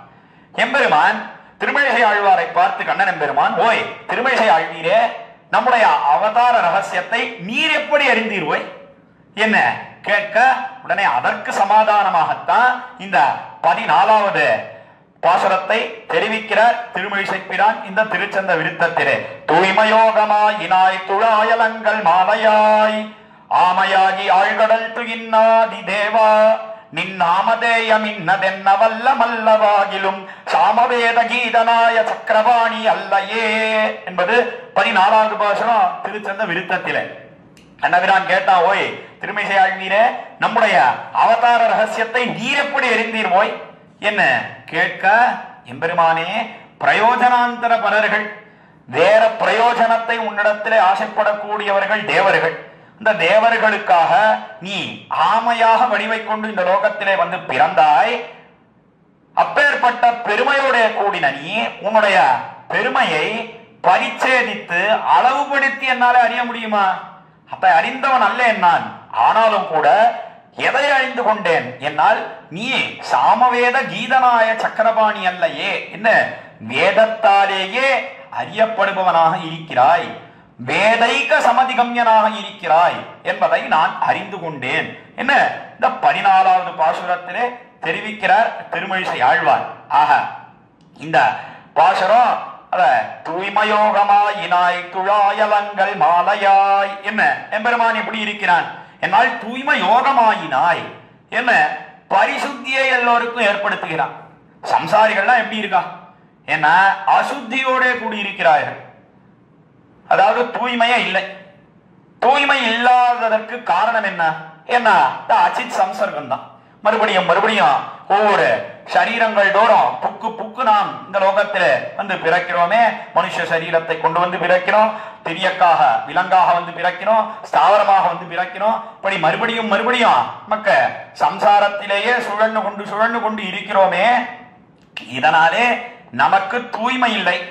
அந்த தூய்மையை எப்படி எம்பெருமான் ஏற்படுத்துகிறான் என்னால் இந்த சம்சாரம்னு சொல்லக்கூடிய கடல், அந்த கடலில் இருந்து நம்மை விடுவித்து நித்தியசூரிகள் சொல்லக்கூடிய அனந்தங்களோட விஸ்வக்சேனாதிகள் அவர்கள் எல்லாம் எம்பெருமானுடைய சங்கல்பத்தாலே அனவரதமும் பரமபதத்திலே அதாவது நித்திய விபூதியிலே எம்பெருமானுக்கு பரிச்சரியை பண்ணுகிறார்களே, அவர்களோட சேர்ந்து நாமும் அனுபவிக்கும்படியாக எம்பெருமான் நமக்கு பரிசுத்தியை ஏற்படுத்துகிறான். யாராலே முடியும்? ஏன்னா கெட்ட குணங்களுக்கு எல்லாம் எதிர்த்தட்டாக இருக்கக்கூடிய ஒருத்தன், அதாவது தூய்மையோட இருக்கக்கூடிய ஒருத்தனாலே தான் முடியுமே ஒழிய தூய்மை இல்லாதவனாலே முடியுமோ என்னால் ஒரு நாளும் முடியவே முடியாது. அந்த தூய்மையோட கூடி இருக்கிறான் எம்பெருமான். அதைத்தான் இவ்விடத்துல என்ன சொன்னார்னா தூய்மை யோகமாயினாய் எம்பெருமான் தூய்மையோட கூடியிருக்கிறான்.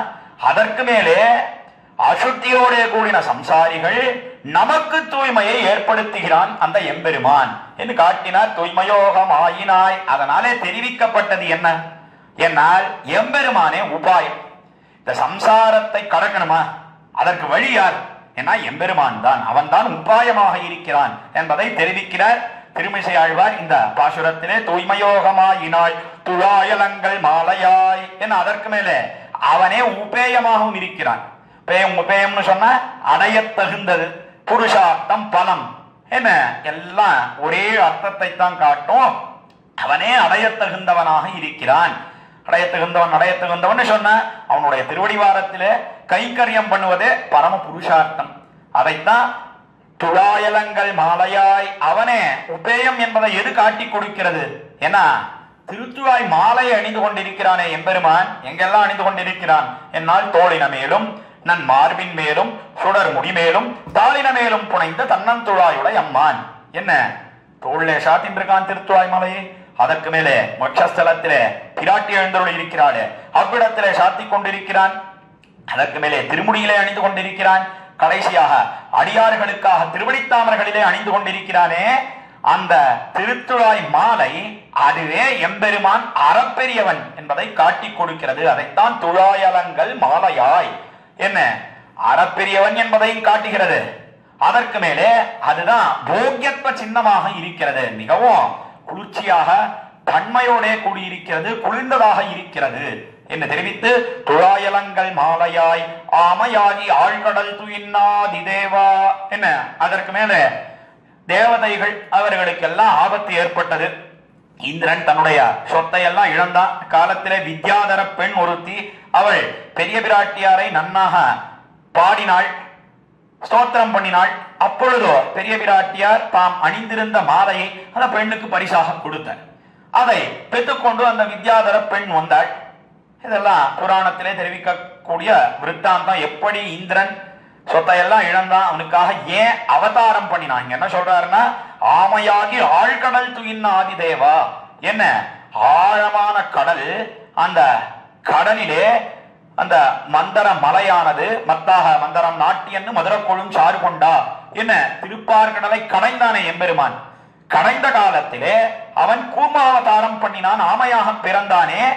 அது ஏற்பட்டதற்கு காரணம் என்ன என்பதை பற்றி புராணங்கள் எல்லாம் தெரிவிக்கின்றன.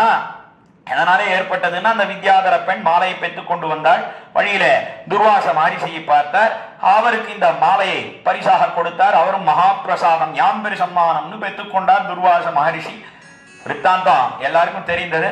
பெற்றுக்கொண்டு நேராக புறப்பட்டு வந்தார் அக்காலத்திலே. அப்பொழுதோ இந்திரன் அவன் 33 கோடி தேவர்கள் சூழ ஐராவதத்திலே பவனி வருவதை பார்த்தார். அந்த மாலையை இந்திரனுக்கு பரிசாக கொடுக்க வேணும் என்ன நினைத்தார். இந்திரா, இது பெரிய பிராட்டியாருடைய மாலை பெற்றுக்கொள் இந்த துர்வாச மகரிஷி சொன்னார்.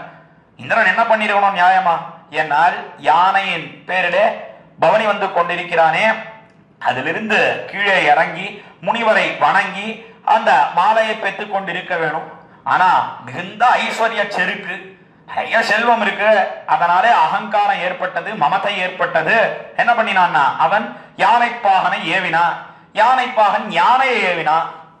இந்த யானை என்ன பண்ணிட்டு என்னால் முனிவரின் கையில இருந்த மாலையை அது கீழே போட்டு காலாலே நன்னாக துவைத்தது.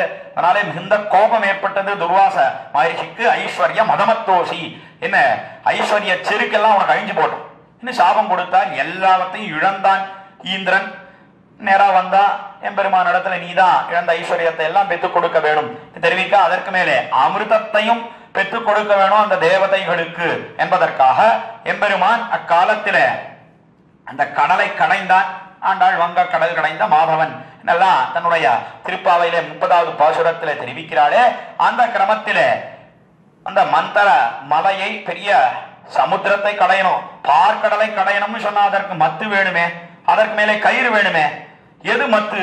என்னால் மந்தரமலையை மத்தாக நாட்டினார்கள், அதற்கு மேலே வாசுகையை கயிறாக கொண்டார்கள். இப்படி எம்பெருமானே 1000 தோளால் அலகடல் கடைந்தான் அரங்கமான ரமந்தானே என்ன திருமங்கை ஆழ்வார் தெரிவிக்கிறாரே தம்முடைய பெரிய திருமொழியிலே.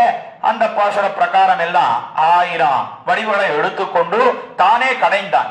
அப்பொழுது அந்த மந்தர பர்வதம் இருக்கு, அது அந்த ஆழமான கடல், அதிலே அமிழ்ந்து விடாதபடி எம்பெருமான் என்ன பண்ணினான் என்னால் தானே கூர்மாவதாரம் பண்ணி ஆமையாக திருவவதாரம் பண்ணி அதை தன்னுடைய தலையாலே தாங்கினான். இதுக்காக விவரித்து தெரிவித்தேன்னா அதைத்தான் இவ்விடத்திலே தெரிவிக்கிறார் திருமழிசை ஆழ்வார். ஆமையாகி ஆழ்கடல் துயின்னாதி தேவா, ஆமையாகி ஆழ்கடல் துயின்ன, ஆழமான கடல், அந்த கடலிலே மந்தர பர்வதமானது அது உள்ளுக்குள்ளே அமிழ்ந்து போகாதபடி தன்னுடைய தலையாலே தாங்கினான். அதுவும் எப்படி தாங்கினான்னா தனக்கு லாபம், தன் பேராக தாங்கினான். உண்மையிலேயே யாருக்கா இந்த காரியம் பண்றான் என்னால் பிரயோஜனாந்தர பரர்களாக இருக்கக்கூடிய தேவதைகள், அதாவது பிரயோஜனாந்தர பரர்கள் சொன்னாலே என்ன அர்த்தம்னா வேறு பிரயோஜனம், வேறு ஒன்றை அவனிடத்திலே ஆசைப்படுகிறார்கள். எம்பெருமானிடத்துல நீயே வேணும்னு கேட்கல, அமிர்தத்தை பெத்து கொடுன்னு சொல்றான், இழந்த ஐஸ்வர்யத்தை பெத்து கொடுன்னு இந்திரன் சொல்றான். இப்படித்தான் அவர்கள் கேட்கிறார்கள். அவர்களுக்காக காரியம் பண்றான், தனக்காக பண்ணல. ஆனாலும் கூட தன் பேராக தனக்கு லாபமாக நினைத்து எம்பெருமான் என்ன பண்ணுகிறான் என்னால் ஆமையாகி ஆழ்கடல் துயின்னாதி தேவா என்ன அந்த ஆழ்கடலிலே கண்வளம் தருகிறான் எம்பெருமான்.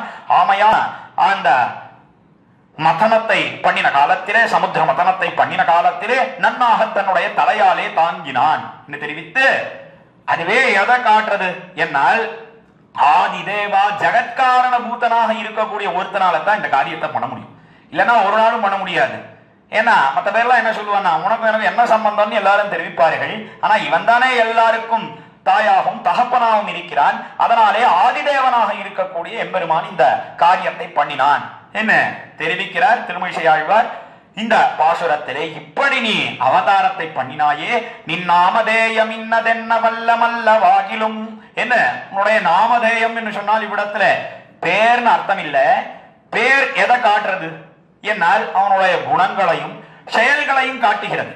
அந்த குணங்களையோ செயல்களையோ சொல்ல வல்லமை எனக்கு உண்டா, திறமை உண்டா என்னால் கிடையாதுன்னு சொல்றார். அதாவது என்ன சொல்றாருன்னா உன்னுடைய குணங்களையோ செயல்களையோ அளவுபடுத்தி அறிய முடியாது, பேச முடியாது என்று தெரிவிக்கிறார். நின் நாமதேயம் இன்னதென்ன வல்லமல்ல வாகிலும் சாமவேத கீதனாய சக்கரபாணி அல்லையே என்ன அந்த சாமர்த்தியம் இல்லைன்னு சொன்னாலும் சாமவேத கீதனாக இருக்கிறாயே நீ. சாமவேத கீதம்னு சொன்ன என்ன என்னால் சாமவேதத்திலே இருக்கக்கூடிய அதற்கு சாரமாக இருக்கக்கூடிய சாந்தோக்கிய உபனிஷத்து, அந்த சாந்தோக்கிய உபனிஷத்தாலே அறியப்படக்கூடியவனாக இருக்கிறாய் நீ என்பதை நான் அறிந்து கொண்டேன். சாமவேத கீதனாய சக்கரபாணி அல்லையே என்ன சாந்தோக்கிய உபனிஷத் அந்த எம்பெருமானை எப்படியெல்லாம் வர்ணிக்கிறது. ஏஷா அந்தராதித்ய ஹிரண்மய புருஷோ திருஷ்யதே ஹிரண்ய ஸ்ரஸ்ருஹு ஹிரண்ய கேசஹ ஆப்ரணகாத் சர்வயேவ சுவர்ணஹ தஸ்யேதா கப்யாசம் புண்டரீகமேவ மக்ஷிணி என்கிற வேதாந்த வாக்கியத்தை எல்லாம் எடுத்து இந்த பாசுரத்தின் வியாக்கியானத்தை காட்டுகிறார் வியாக்கியான சக்கரவர்த்தி பெரியவாச்சான் பிள்ளை. எப்படி இருக்கான் அந்த எம்பெருமான் என்னால் சூரிய மண்டல அந்தர்வர்த்தியாக இருக்கிறான், இந்த சூரியனுக்கு நடுவிலே இருக்கிறான் எம்பெருமான். அதைத்தான் ஏஷா அந்தர் ஆதித்ய ஹிரண்மய புருஷோ திருஷ்யதே என்ன ஸ்வர்ணமயமான ஒரு புருஷன் காணப்படுகிறான், தங்கமயமான ஒரு புருஷன் காணப்படுகிறான். எப்படி இருக்கான்னா ஹிரண்ய ஸ்மஸ்ருஹு என்ன தங்கமயமான மீசை என்ன, அதற்கு மேலே ஹிரண்ய கேசகா என்ன சொன்னால் ஸ்வர்ணமயமான கேசம் அவனுடைய திருமுடி என்ன, ஆப்ரணகாத் சர்வயேவ சுகர்ணா என்ன எல்லாமே தங்கம். தஸ்யேதா கப்யாசம் புண்டரீகமேவ மக்ஷிணி என்ன அதற்கு மேலே அவனுடைய திருக்கண்கள் அது எப்படி இருக்குன்னா நன்னா ஆழ்ந்த நாளத்திலே சூரியனுடைய கிரணத்தாலே நன்னாக அலர்த்தப்பட்டதே. ஆனால் ஒரு தாமரையானது எப்படி சிவந்திருக்குமோ அதை போல சிவந்திருக்கிறது எம்பெருமானுடைய திருக்கண்கள் என்னெல்லாம் வர்ணிக்கிறது. அது போய் எப்படியாவது அழகா இருக்குமா, எல்லாம் ஒரே தங்கமயமா இருக்குன்னு சொன்னா அதுவா அழகா இருக்கும்? என்ன சொல்றார் ஒன்னும் புரியலையே. என்னால் நம்முடைய பூர்வாச்சாரியர்கள் சுவாமி எம்பெருமானார் வியாக்கியானம் பண்ணினார். நத்து லோபபரஹா அப்பிது கமனீய பரஹா என்று வியாக்கியானம் பண்ணினார் சுவாமி எம்பெருமானார். அதாவது ஸ்வர்ணம் ஸ்வர்ணம்னு சொன்ன கேவலம் அந்த உலோபத்தை தெரிவிக்கவில்லை, அந்த மெட்டலை சொல்லல. ஸ்வர்ணமயம் என்று சொன்னால் என்ன அர்த்தம் என்னால் பார்ப்பதற்கு மிகவும் அழகாக இருக்கிறது, தங்கமயமான விக்கிரகம் அது அப்படின்னு சொன்னா குழந்தை எப்படி இருக்குன்னு சொன்னா நன்னா கொழுக்கு முழுக்குன்னு இருக்கு, கண்ணனை போல இருக்குன்னு சொல்ற. என்ன தாற்பயம், என்ன அர்த்தம்? என்னால் மிகவும் அழகாக இருப்பது என்பதிலே நோக்கு என்று காட்டினார்கள். அதைத்தான் சாமவேத கீதனாய சக்கரபாணி அல்லையே என்று சாமவேத கீதனாக இருக்கிறான் எம்பெருமான். அதற்கு மேலே சக்கரத்தை கையிலே அனவரதம் ஏந்தி கொண்டிருக்கிறான். எப்போதும் கைகழலானேனியான் நம்மேல் வினகடிவான் மொய்கழலே ஏத்த முயல் என்று தெரிவித்தாரே பெரிய திருவந்தாதியிலே நம்மாழ்வார். பாசுர பிரகாரம் எப்பொழுதும் கையிலே தரித்துக் கொண்டிருக்கிறான் தன்னுடைய ஆயுதாழ்வார்களை. அதைத்தான் சக்கரபாணி அல்லையே, சாமவேத கீதனாய சக்கரபாணி அல்லையேன்னு தெரிவித்த இந்த 14வது பாசுரத்தை தலை கட்டுகிறார் திருமழிசை ஆழ்வார். ஆக இந்த 14வது பாசுரத்தில என்ன தெரிவித்தார் என்னால் கீழே எம்பெருமான் அவனுடைய அவதார ரகசியம் அதை நீர் எப்படி அறிந்து கொண்டீர் என்ன எம்பெருமான் கேட்க, உன்னுடைய அந்த குணங்களை எல்லாம் அளவிட்டு அறிய முடியாது, ஆனா வேதத்தாலேயே அறியப்படுபவன் நீ என்பதை நாம் அறிந்து கொண்டோம். இந்த 14வது பாசுரத்திலே தூய்மயோகமாயினாய் என்கிற பாசுரத்திலே தெரிவிக்கிறார். அதற்கு மேலே 15வது பாசுரத்திலே என்ன அர்த்தத்தை காட்டுகிறார் திருமழிசை ஆழ்வார் என்னால் அங்கமாறும் வேதனான்குமாகி நின் அவத்துளே தங்குகின்ற தன்மையாய் தடங்கடல் பனைத்தலை செங்கனாகனை கிடந்த செல்வ மல்கு சீரினாய் சங்கவண்ண மன்னமேனி சர்ங்கபாணி அல்லையே என்பது 15வது பாசுரம் திருச்சந்த விருத்தத்திலே. எம்பெருமான் அவன் அவதாரங்களை பண்ணுகிறான் இந்த லோகத்திலே. அவதரிக்கும் காலத்திலே அந்த நீர்மையை அளவிட்டு பேச முடியுமா? என்னால் நீர்மையை அளவிட்டு பேச முடியாது என்பதைத்தான் இந்த 15வது பாசுரத்திலே தெரிவிக்கிறார். எம்பெருமான் எப்படி இருக்கான்? அங்கமாறும் வேதனான்குமாகி நின் அவத்துளே, அங்கமாரோடே கூடினது. அதாவது 4 வேதங்கள், அதாவது ரிக்வேதம் என்ன, யஜுர்வேதம் என்ன, சாமவேதம் என்ன, அதர்வ வேதம் என்ன, அதைத்தான் வேதனான்கும் அந்த 4 வேதங்கள். அந்த 4 வேதங்களுக்கு அங்கங்களாக இருக்கக்கூடிய 6, அதைத்தான் அங்கமாறும் என்ன சீக்ஷா வியாக்கரணம் நிருக்தா சந்தஸ் ஜோதிஷம் கல்பம்னு சொல்லக்கூடிய 6 அங்கங்கள். அந்த 6 அங்கங்களோட கூடின 4 வேதங்கள். அந்த 4 வேதங்கள் என்ன, அதற்கு மேலே 6 அங்கங்கள் என்ன, எல்லாவற்றாலும் அறியப்படக்கூடியவன் யாருன்னா எம்பெருமான் தான். ஆகினின் அவத்துளே தங்குகின்ற தன்மையாய் என்ன, அதிலே ஆகினின் அவத்துளே தங்குகின்ற தன்மையாய் தடங்கடல் பணத்தலை என்ன எம்பெருமான் அவைகளாலே பிரதிபாதிக்கப்படக்கூடியவனாக இருக்கிறான். இதை பத்தி கீழே இந்த சாந்தோக்கிய உபனிஷத் வாக்கியத்தை எல்லாம் கீழ் பாசுரத்திலே நாம் அனுபவித்தோம். ஏஷகா அந்தராதித்தே என்கிற பாசுரத்திலே எல்லாம் என்ன காட்டப்பட்டது? இந்த வேதம் எப்படி இருக்கு? என்னால் ஆகினின் அவத்துளே தங்குகின்ற தன்மையார் என்ன, மற்ற பிரமாணங்களுக்கு இல்லாத பெருமை வேதத்துக்கு என்ன, என்னால் அது எந்த தோஷமும் இல்லாமல் இருக்கிறது. நிர்தோஷமாக இருக்கக்கூடியது வேதம். அது என்னென்ன தோஷங்கள் கிடையாது? முக்கியமா பிரம பிரமாத விப்ரட்சை தெரிவிக்கிறார்கள். பிரமம் என்று சொன்னால் ஒன்னை மத்தொன்னாக பிரமிப்பது, அந்த குறை வேதத்துக்கு கிடையாது. அதற்கு மேலே பிரமாதம் என்று சொன்னால் கவனம் இல்லாமல் சொல்லுவது, அந்த குறையும் வேதத்துக்கு கிடையாது. விப்ரலிப்சைன்னு சொன்னா வஞ்சிப்பதற்காக ஏமாத்துவதற்காக சொல்லுவது, அந்த குறையும் கிடையாது வேதத்துக்கு என்னெல்லாம் இப்படி அநேகம் தெரிவித்திருக்கிறார்கள். அவகாச அனுகுணமாக சிலவத்தை இப்பொழுது விண்ணப்பம் பண்ணினேன். அப்படி ஆகினின் அவத்துளே தங்குகின்ற தன்மையாய் தடங்கடல் பணத்தலை. எம்பெருமானே, நீ வேதத்தாலேயே உன்னுடைய குணங்கள் எல்லாம் அறியப்படுகின்றன. நீதான் சர்வாதிகனாக இருக்கிறாய், நீதான் உபய விபூதி நாதனாக இருக்கிறாய். அதற்கு மேலே இந்த லோகத்திலே அவதாரங்களை எல்லாம் பண்ணுகிறாய். இத்தியாதியான எல்லா விஷயங்களையும் காட்டுறது வேதம். அப்படி இருக்கக்கூடிய நீ பண்ணின காரியம் என்ன என்னால் தங்குகின்ற தன்மையாய் தடங்கடல் பணத்தலை செங்கனாகனை கிடந்த செல்வமல்வி சீரினாய். தடங்கடல் பணத்தலை அவதாரங்களை எல்லாம் பண்ண வேண்டும் என்பதற்காக முதற்கன் என்ன பண்ணினாய் என்னால் பரமபதத்தை விட்டுட்டு சீராத்திக்கு வந்து சேர்ந்தாய். இந்த திருப்பார்கடலிலே எப்படி சயனித்திருக்கிறாய் அதை தெரிவிக்கிறார் மேலே. தடங்கடல் என்ன, மிகவும் விசாலமான கடல், மிகவும் பெருசாக இருக்கிறது அந்த கடல். தடங்கடல் பணத்தலை என்ன, அதற்கு மேலே அந்த கடலிலே இந்த நீரே உறுத்தாமல் இருக்க வேண்டும் என்பதற்காக என்ன பண்ணினான் என்னால் திருவனந்தாழ்வான் பேரிலே ஆதிசேஷன் பேரிலே சயனித்துக் கொண்டான். இந்த திருவனந்தாழ்வான் எப்படி இருக்கான் என்னால் பணத்தலை பணாமணங்களோட கூடி இருக்கிறான். அந்த நன்னா பனைத்தது அந்த மண்டலங்கள் எல்லாம். அதற்கு காரணம் என்ன என்னால் எம்பெருமானை ஸ்பர்சித்துக் கொண்டிருக்கிறானே. எம்பெருமானை இடைவிடாமல் தனக்குள்ளே கொண்டிருக்கிறானே, அதாவது அதுலதானே சயனிச்சுட்டு இருக்கான், படுத்துட்டு இருக்கான் எம்பெருமான். அதனாலே ஆனந்தம் அந்த ஆதிசேஷனுக்கு. அதனாலே தடங்கடல் பணத்தலை என்று தெரிவித்தார். பணத்தலை செங்கனாகன கிடந்த செல்வமல்கு சீரினாய். அதற்கு மேலே ஆதிசேஷனுடைய கண்கள் எப்படி இருக்கு என்னால் மதுபான மத்தரை போலே நன்னாக சிவந்திருக்கிறது. வியாக்கியாதா பெரியவாச்சான் பிள்ளை தெரிவித்தார். மதுபானம் பண்ணினா கண்கள் எல்லாம் சிவந்திருக்குமே, அதை போலே சிவந்திருக்கிறது என்று தெரிவித்து, செங்கனாகன கிடந்த செல்வமல்கு சீரினாய் என்ன அந்த எம்பெருமான் எப்படி இருக்கான் என்னால் மல்கி இருக்கிறது அவனுடைய செல்வம். அதாவது நிரவதிகம் எல்லையற்றதாக இருக்கிறது அவனுடைய செல்வம். செல்வம் மல்கு சீரினாய். அதற்கு மேலே அவனுடைய சீர்னு சொன்னா கல்யாண குணங்கள். கல்யாண குணங்களுக்கும் எண்ணிக்கையே கிடையாது, அது எல்லையற்றதாக இருக்கிறது. அப்படி எம்பெருமான் சீராப்திக்கு வந்தானே, திருப்பார்கடலிலே சயனித்தானே, எதுக்காக பண்ணினான் என்னால் இங்கே அவதாரத்தை பண்ண வேண்டும், இங்க பிறக்கணும்ன்றதுக்காக சங்கவண்ணமன் நமேனி சார்கபாணி அல்லையே என்று தெரிவித்து தலை கட்டுகிறார் இந்த பாசுரத்தை. சங்கவண்ண மன்னமேனி சொன்னால் கிருதயுகத்திலே எம்பெருமான் சங்கம் எப்படி விளவெழுன்னு இருக்கோ அந்த வெளுத்த நிறத்தோட திருவோதாரம் பண்ணினான். சங்கவண்ணம் அன்னமேனி சார்கபாணி அல்லையே. அதற்கு மேலே அவன்தான் திரேதாயுகத்திலே ராமனாக திருவோதாரம் பண்ணினான். கையிலே சார்கம்னு சொல்லக்கூடிய வில்லை ஏந்தி கொண்டு எம்பெருமான் பிறந்தான். எம்பெருமானே, இப்படி நீ பிறந்தாயே, உன்னுடைய இந்த நீர்மையை எங்கேயாவது அளவிட்டு பேச முடியுமா என்னால் ஒரு நாளும் பேச முடியாது என்ன இந்த 15வது பாசுரத்திலே தெரிவித்து தலை கட்டுகிறார் திருமழிசை ஆழ்வார் இந்த திருச்சந்த விருத்தத்திலே.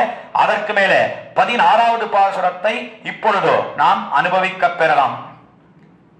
தலைக்கணத்துகள் குழம்பு சாதி சோதி தோட்டமாய் நிலைக்கணங்கள் காண நித்தியேதும் நீடிரும் கலைக்கணங்கள் சொற்பொருள் கருத்தினால் நினைக்கோணா மலைக்கணங்கள் போல் உணர்த்தும் மாட்சி நிந்தன் மாட்சியே என்பது 16வது பாசுரம் இந்த திருச்சந்த விருத்தத்திலே.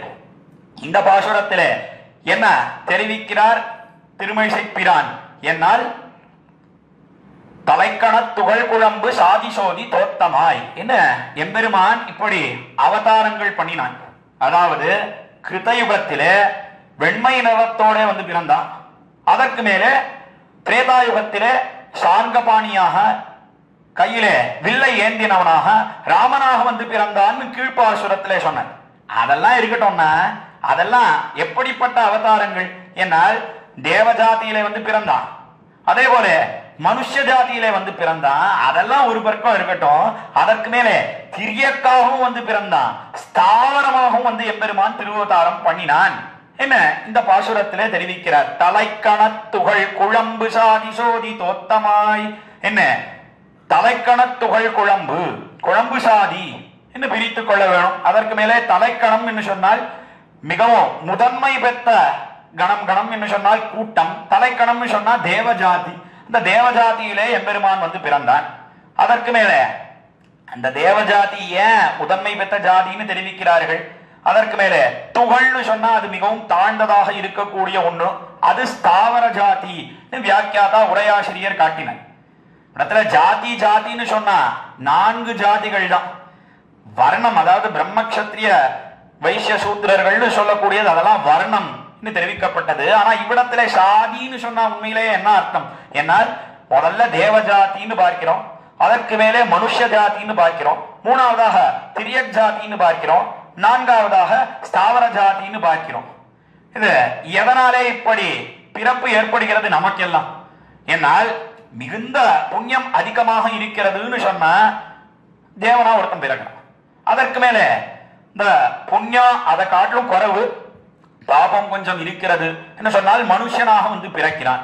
அதற்கு மேலே திரியக்குன்னு சொன்னா விலங்குகள், அந்த விலங்கு எப்படிப்பட்டது என்னால் மனுஷனை காட்டிலும் புண்ணியம் குறைவு பாபம் அதிகமாக இருக்கிறது, விலங்காக பிறக்கிறான். அதற்கு மேலே ஸ்தாவரம்னு சொன்னா புண்ணியம் ரொம்ப கம்மி, புண்ணியமே கிடையாதுன்னு சொல்லிடலாம், பாபம் மிகவும் அதிகமாக இருக்கிறது, அதுதான் ஸ்தாவரமாக படைக்கப்படுகிறது. ஸ்தாவரம் ஸ்தாவரம்னு சொன்னா இந்த மரம் செடி கொடிகள்னு பார்க்கிறோமே, அதைத்தான் எதுக்காக தெரிவித்தேன்னா இந்த பாசுரத்தில் என்ன தெரிவிக்கிறார் திருமழிசை ஆழ்வார் என்னால் தலைக்கண துகள் குழம்பு சாதி சோதி தோட்டமாய். தலைக்கணம் என்று சொன்னால் அது முதன்மை பெற்ற கணம் தேவஜாதி. தேவஜாதி என்ன? அதற்கு மேலே துகள்னு சொன்னா கீழான ஸ்தாவர ஜாதி என்ன? குழம்பு சாதின்னு சொன்னா இந்த மனுஷ ஜாதி, அதே போல திரியக்குன்னு சொல்லக்கூடிய விலங்கு ஜாதி. இவைகளில எல்லாம் எம்பெருமான் திருவதாரம் பண்ணுகிறான். சாதி சோதி தோட்டமாய். இப்படி திருவதாரம் பண்ணினாலும் கூட அவனுடைய தேஜஸுக்கு ஏதாவது குறை உண்டோ? என்னால் அவனுடைய ஒளிக்கு எந்த குறையும் கிடையாது. அதைத்தான் சாதிசோதி தோட்டமாய் நிலைக்கணங்கள் காண நித்தியேலும். நிலைக்கணங்கள் சொன்னா இப்படி எம்பெருமான் ஸ்தாவர ஜாதியிலே கூட பிறந்திருக்கானா? என்ன அவன் தேவனா பிறந்திருக்கான், வாமனாவதாரம் பண்ணி இருக்கிறான், மனுஷனாக ராமனாக கண்ணனாக பிறந்திருக்கிறான், விலங்காக கூட திருவதாரம் பண்ணி இருக்கிறான். ஸ்தாவரமா எங்க இருக்கான் சுவாமி? என்னால் ஒரு குட்டை மரமாக, குப்ஜ ஆம்ரமாக, மாமரமாக எம்பெருமான் திருவதாரம் பண்ணி இருக்கிறான். இப்படி திருவதரித்த காலத்திலே அவன் பண்ணின காரியம் என்ன? என்னால் நிலைக்கணங்கள் காண நித்தியேலும். என்ன நிலைக்கணங்கள்? ஸ்தாபரங்கள் இருக்கின்றனவே, அந்த மரம் செடி கொடிகள், அவைகளும் கூட அனுபவிக்கும்படியாக எம்பெருமான் தன்னை அமைத்துக் கொண்டான்.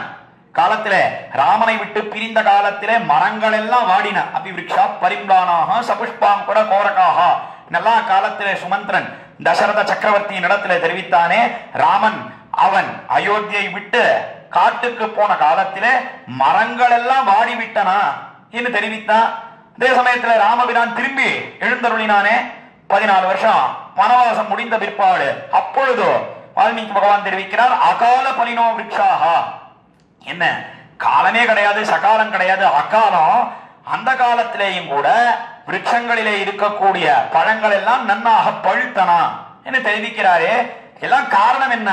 என்னால் எம்பெருமானை விட்டு பிரிந்தபடியினாலே வாட்டம், எம்பெருமான் வருகிறான்னு சொன்னபடியினாலே ஆனந்தம். அவைகளுக்கும் கூட இந்த எம்பெருமானுடைய விரகத்திலே துக்கமும், எம்பெருமான் அவன் வந்த காலத்திலே சம்ஸ்லேஷம் ஏற்பட்ட காலத்திலே சுகமும் ஏற்பட்டது. அவைகளுக்கு எப்படி ஏற்பட்டது?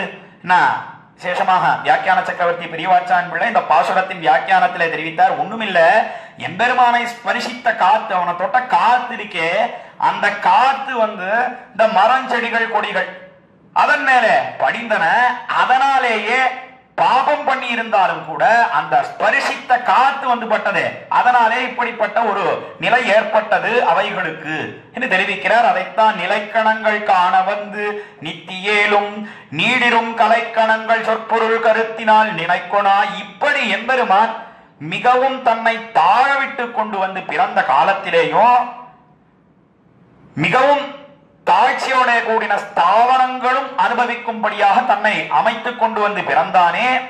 அவனுடைய பெருமையை இந்த நீடிரும் கலைக்கணங்கள் சொற்பொருள் கருத்தினால் நினைக்கோனா. என்ன கலைன்னு சொன்னா சாஸ்திரம், வேதமான சாஸ்திரம். அது சதுர்தசம். என்ன வேதம் என்ன? அதாவது 4 வேதங்கள்னு கீழே பார்த்தோம். அதற்கு 6 அங்கங்கள்னு பார்த்தோம். அதற்கு மேல மீமாம்சை என்ன, நியாயம் என்ன, புராணம் என்ன, தர்மசாஸ்திரம் என்ன, இந்த 14 சேர்ந்தது. அதைத்தான் அந்த சதுர்தச சொல்லக்கூடிய 16 கலைகளைத்தான் இவ்விடத்துல என்ன தெரிவிக்கிறார்? என்னால் நீடிரும் கலைக்கணங்கள் சொற்பொருள் கருத்தினால் நினைக்கோனா. என்ன அவைகளெல்லாம் நித்தியமாக இருக்கக்கூடிய ஒண்ணும் அந்த கலைக்கணங்கள்னு சொன்னா இந்த 14 கூடின சாஸ்திரம், வேதம் என்ன, அதற்கு மேலே அங்கங்கள் என்ன, இவைகளோட கூடினது எல்லாம் சொற்பொருள் கருத்தினால் நினைக்கொணா. இன்னும் சொற்பொருள் கருத்து என்று சொன்னால் நேராக அந்த சொல்லினுடைய அர்த்தத்தை சொல்லக்கூடியது, அபிதான விருத்தியாலே தெரிவிக்கிறது. அதற்கு மேலே எப்படின்னா அந்த லட்சணைகளை எல்லாம் சொல்லி அதற்கு உண்டான பெருமைகளை எல்லாம் சொல்லக்கூடிய வாக்கியங்கள். இந்த வாக்கியங்களை கொண்டு எம்பெருமானுடைய பெருமை அளவிட்டு அறிய முடியுமா? என்னால் இந்த நிலையிலேயும் அறிய முடியாது. அதாவது எந்த நிலையிலே? என்னால் மிகவும் தாழ விட்டு கொண்டு இருக்கிறதிலேயே துகளாக இருக்கக்கூடிய அந்த ஸ்தாவரம், ஸ்தாவர ஜாதியிலே எம்பெருமான் பிறந்து ஸ்தாவரங்களும் அனுபவிக்கும்படியாக தன்னை அமைத்துக் கொண்டு இருக்கிறானே. அந்த நிலையிலேயாவது எம்பெருமானுடைய பெருமையை அளவிட்டு பேச முடியுமா? என்னால் பேச முடியாது. என்ன கருத்தினால் நினைக்கொணா. மலைக்கணங்கள் போல் நட்டும் மாட்சி நிந்தன் மாட்சியே. மலைக்கணங்கள் சொன்னால் மலை கூட்டங்கள். மலை கூட்டங்களை எல்லாம் எங்கேயாவது பேதிக்க முடியுமா? அறுக்க முடியுமா? முடியாது. அதே போல அளவிட முடியுமா அந்த மலைக்கணங்களை? முடியாது. அதே போலத்தான் எம்பெருமான் இருக்கிறான், அவனுடைய பெருமை இருக்கிறது என்ன தெரிவித்து இந்த 16வது பாசுரத்தை தெரிவிக்கிறார். மலைக்கணங்கள் போல் உணர்த்தும் மாட்சி நிந்தன் மாட்சி ஏஹே என்பது உன்னுடைய பெருமை, அது அபாரம் அபாரம் தெரிவித்து 16வது பாசுரத்தை தலை கட்டுகிறார். அதற்கு மேலே அந்த எம்பெருமானுடைய மற்றொரு பெருமை என்ன என்னால் அர்ச்சாவதாரத்துக்கு உண்டான பெருமை 17வது பாசுரத்திலே தெரிவிக்கிறார். ஏகமூர்த்தி 3 மூர்த்தி 4 மூர்த்தி நன்மசேர் போகமூர்த்தி புண்ணியத்தின் மூர்த்தி எண்ணில் மூர்த்தியாய் நாகமூர்த்தி சயனமாய் நலங்கடல் கிடந்து மேலாக மூர்த்தியாய வண்ணமென் கொலாதி தேவனே என்பது 17வது பாசுரம் திருச்சந்த விருத்தத்திலே. பாசுரத்திலே தெரிவிக்கக்கூடிய அர்த்தம் என்ன என்னால் ஏகமூர்த்தி, ஏகமூர்த்தின்னு சொன்னா 6 குணங்களோட பரவாசு தேவனாக எழுந்தருளி இருக்கிறான் எம்பெருமான். அதைத்தான் ஏகமூர்த்தின்னு சொன்னார். அது என்ன 6 குணங்கள் என்னால் ஞானம் பலம் வீரிய சக்தி ஐஸ்வர்ய தேஜஸ் சொல்லக்கூடிய 6 குணங்கள். 6 குணங்களோட ஏகமூர்த்தியாக பரவாசு தேவனாக எழுந்தருளி இருக்கிறான். 3 மூர்த்தி, அதற்கு மேல 3 மூர்த்தின்னு சொன்ன அவன் தான் சீராத்தியில என்ன பண்றான் என்னால் தன்னை சங்கர்ஷணன் பிரத்யும்னன் அனிருத்தன் சொல்லக்கூடிய மூன்றாக அதுல ஒவ்வொன்றும் பிரதானமா 2 குணங்கள். எந்த 2 குணங்கள் என்னால் சங்கர்ஷணன் சொல்லக்கூடிய அதாவது ஞான பலம் என்று சொல்லக்கூடிய குணங்கள் என்ன, அதற்கு மேல பிரத்யும்னன் என்று சொன்னால் ஞான பல ஐஸ்வர்ய சக்தி என்று சொல்லக்கூடிய குணங்கள் என்ன, வீரிய தேஜஸ் என்று சொல்லக்கூடிய அனிருத்த ரூபி என்ன, இப்படி எம்பெருமான் எழுந்தருளி இருக்கிறான். அதைத்தான் ஏகமூர்த்தி 3 மூர்த்தி இப்படி வியூகத்திலே இருந்து இந்த சங்கர்ஷணன் சொல்லக்கூடியவன் அவன் எதற்குன்னா சம்ஹரிப்பதற்கு கடவனாக இருக்கிறான். பிரத்யும்னன் சொல்லக்கூடியவன் அவன் சிருஷ்டிக்கு கடவனாக இருக்கிறான். அதற்கு மேலே அனிருத்த ரூபியாக எல்லாம் வேற யாரும் கிடையாது, எம்பெருமான் தான்.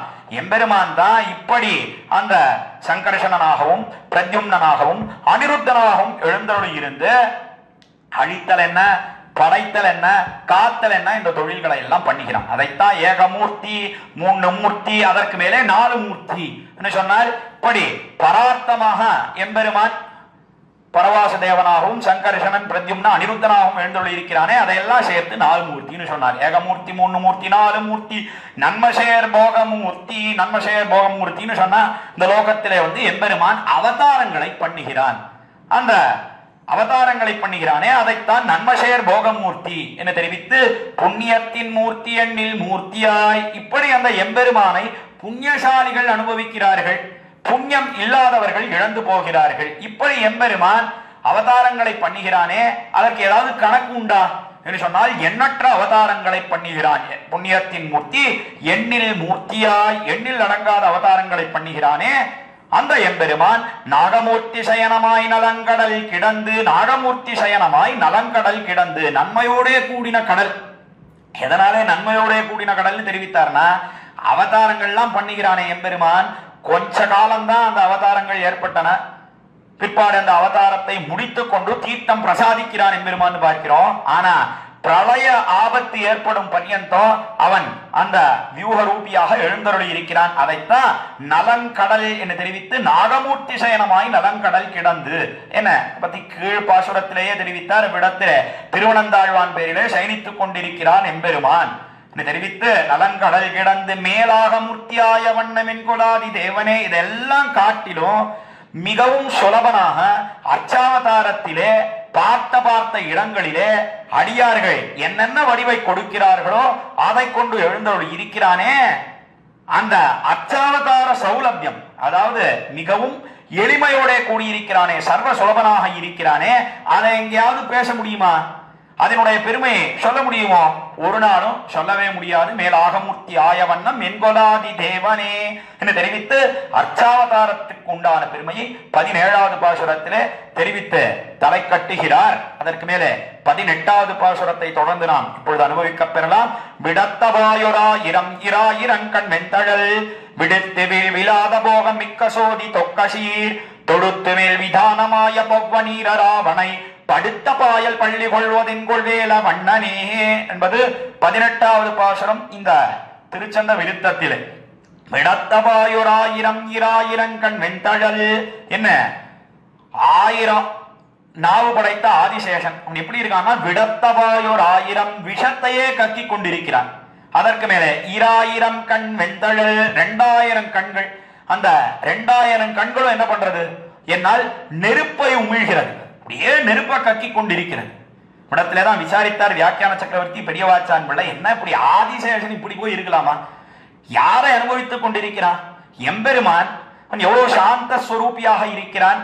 இந்த வியூகம்னு சொல்லக்கூடிய திருப்பார்கடலே ஆதிசேஷனிலே சயனித்திருக்கிறான் எம்பெருமான். தன்னிடத்துல அந்த எம்பெருமானை கொண்டிருக்கிறான். எம்பெருமானையே அனவரதமும் அனுபவித்துக் கொண்டிருக்கக்கூடியவனுக்கு இப்படி வெம்மை எங்கேயாவது கூடுமா? இவ்வளவு கோபம் எங்கேயாவது ஏற்படலாமா சுவாமி ஆதிசேஷனுக்கு போய்? அதுவும் எம்பெருமானையே அனுபவித்துக் கொண்டிருக்கிறானே என்று கேட்டால் எதனாலே ஏற்பட்டது? யாரால என்ன ஆபத்து வருமோ? என்ன எத்தனை அசுரர்கள், எத்தனை அரக்கர்கள் மலிந்து கிடக்கிறார்கள், அவர்களால ஏதாவது ஆபத்து வந்தா என்ன பண்ணுவது என்கிற ஆறாத காதலாலே தான் எம்பெருமானை அனுபவித்துக் கொண்டே இருக்கிறானே. அதற்கும் காரணம் ஆறாத காதல். இப்படி அவன் விஷத்தை கக்குகிறானே, அதற்கு மேலே நெருப்பை உமிழ்கிறானே கண்களாலே. அதற்கும் காரணம் என்னன்னா எம்பெருமானிடத்திலே உண்டான ஆறாத காதல் தான். என்ன தெரிவித்தார்கள்? அதுல எந்த குறையும் கிடையாது. அதுவும் திருமிசை ஆழ்வாருக்கு சேவித்த உடனே அப்பாடான்னு நிம்மதி ஏற்படுறது மனசுல. நல்ல வேலை பக்கத்துல ஆதிசேஷன் இருக்கான்னா, இந்த ஆதிசேஷன் அண்ணா ரட்சிப்பான், காப்பாற்றுவான், என்ன ஒரு குறையும் கிடையாது. என்ன அவருக்கு மனசிலே சமாதானம், நிம்மதி ஏற்படுகிறது திருமழிசை பிரானுக்கு. அதைத்தான் 2000 கண் வெண்தழல் விடுத்து விழ்விலாத போகம் மிக்க சோதி தொக்கசீர் என்ன இப்படி தன்னுடைய ஆத்ம குணங்களாலே எம்பெருமானை ரட்சிக்கிறான் ஆதிசேஷன். அதற்கு மேலே அந்த ஆதிசேஷனுடைய திருமேனியே போகம் என்று தெரிவிக்கிறார்கள். தான் தயாசகாசீனம் அனந்த போகினி என்ன தெரிவித்தார். ஸ்தோத்திர ரத்னத்திலே ஆள வந்தார் என்று பார்க்கிறோம். அனந்த போகினி என்ன போகம் என்கிற திருமேனி. அந்த திருமேனியை நன்னாக ஸ்பரிசித்துக் கொண்டு எம்பெருமான் சயனித்துக் கொண்டிருக்கிறான். மிகவும் இனியவனாக இருக்கிறான். ஆக ஆத்ம குணங்களாலே எம்பெருமான ரட்சிக்கிறான். அதற்கு மேலே அவனுடைய தேக குணங்களாலே எம்பெருமான ரட்சிக்கிறான். அவனுக்கு போக்கியத்தை ஏற்படுத்தும்படியாக பண்ணுகிறான். அதற்கு மேலே தொடுத்து மேல் விதானமாய பவ்வநீர் ராவணை தொடுத்து மேல் விதானம் என்று சொன்னால் அந்த மேல் கட்டி இருக்கே நல்ல ஆயிரக்கணக்கான பண மண்டலங்கள், அது நானா வர்ணங்களோட நல்ல அழகிய வர்ணங்களோட மின்னிக்கொண்டே இருக்கிறது. பார்ப்பதற்கு மிகவும் அழகாக இருக்கிறது, அதி ரமணீயமாக இருக்கிறது. இப்படி ஆத்ம குணங்கள் என்ன, அதற்கு மேலே தேக குணம் என்ன, ரூபம் என்ன, எல்லாவற்றாலேயும் எம்பெருமானை ரட்சித்துக் கொண்டு அவனுக்கு போக்கியத்தை ஏற்படுத்தி கொண்டு இருக்கிறான் ஆதிசேஷன் என்று இந்த பாசுரத்திலே தெரிவிக்கிறார் திருமிசை ஆழ்வார். பவ்வநீர் அராவணை படுத்த பாயல் பள்ளி கொள்வது என் கொள்வேல வண்ணனே மிக்க சோதி தொக்கசீர் மிகுந்த தேஜஸோடே கூடியிருக்கிறான், ஒளியோடே கூடியிருக்கிறான், விதானமாக மேல்கட்டியோடே கூடியிருக்கிறான் அந்த ஆதிசேஷன். தொடுத்து மேல் விதானமாய பவ்வநீர் அராவணை படுத்த பாயல் பள்ளி கொள்வது என்ன சயனித்துக் கொண்டிருக்கிறானே எம்பெருமான்.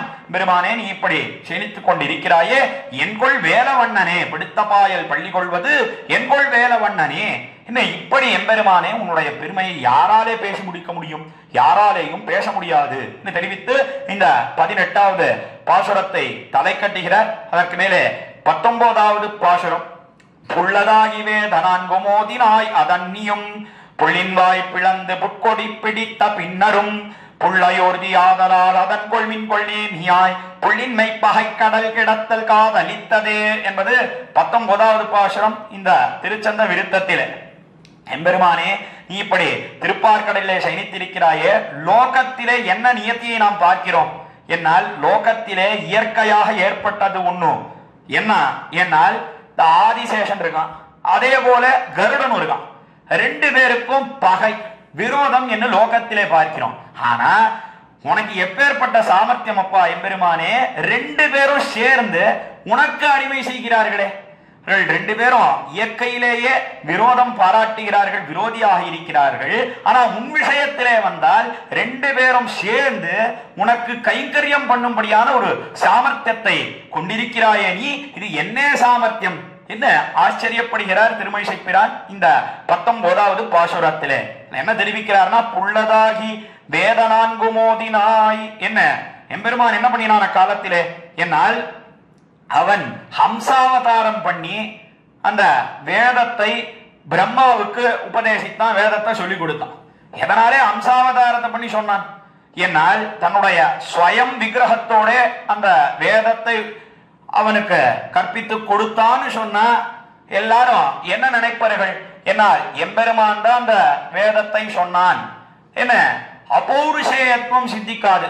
ஒரு புருஷனாலே சொல்லப்பட்டது அன்னு வேதம் என்பது சித்திக்காது. அந்த அபௌருஷேயத்துவம் வேதத்துக்கு சித்திக்க வேணும் என்பதற்காக எம்பெருமான் அன்னமாய் அன்னு அங்கு அருமர பயன்தான் என்ன ஹம்சாவதாரத்தை பண்ணி புள்ளதாகி வேத நான்குமோ தீனாய் என்ன அந்த 4 வேதங்களையும் நீ ஓதினாய், சொல்லிக் கொடுத்தாய் அந்த பிரம்மாவுக்கு என்று தெரிவித்து, அதன்னியும் அதற்கு மேலேயும் புள்ளின் வாய் பிளந்து புட்கொடி பிடித்த பின்னரும் புள்ளின் வாய் பிளந்து கண்ணனாக அவதரித்த காலத்திலே கொக்கின் வடிவிலே ஒரு அசுரன் வந்து சேர்ந்தான். பகாசுரன் என்கிற அசுரன் அவனுடைய வாயை கிழித்தெறிந்தான் கண்ணன் என்பெருமான். அதைத்தான் புள்ளின் வாய் பிளந்து என்ன தெரிவித்தார்.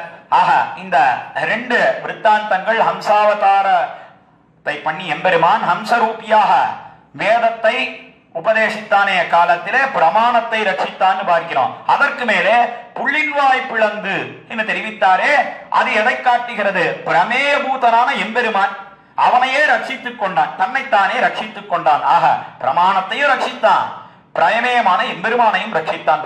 பிரமாணம்னு சொன்னா வேதம் என்ன காட்டப்படுகிறது. இப்படி ரட்சித்தான் எம்பெருமான் என்று தெரிவித்து, புள்ளின் வாய் பிளந்து புட்கொடி பிடித்த பின்னரும் புள்ளையூர்தி ஆதலால் புட்கொடி பிடித்த பின்னரும் புள்ளையூர்தி ஆதலால் அதன்கொள் மின்கொள் நேமியாய். என்ன புட்கொடி என்று சொன்னால் கருடத்வஜனாக இருக்கிறான் எம்பெருமான். லோகத்தில் எத்தனையோ பேர் இருக்கிறார்களே வருத்தத்தோட கூடினவர்கள், அவர்களுடைய வருத்தத்தை எல்லாம் எம்பெருமான் போகிறான். எப்படி போக்குறான்? எதை காட்டி போக்குகிறான்? என்ன எல்லாம் வருத்தப்படாதீங்கோ, இங்க பாருங்க கருடத்வஜன் கருடன் இந்த கொடியில இருக்கிறான், அதனால உங்களுக்கு எந்த வருத்தமும் வேண்டாம். என்ன அந்த வருத்தத்தை எல்லாம் போக்கும்படியாக கருடத்வஜனாக எம்பெருமான் எழுந்தருளி இருக்கிறான்.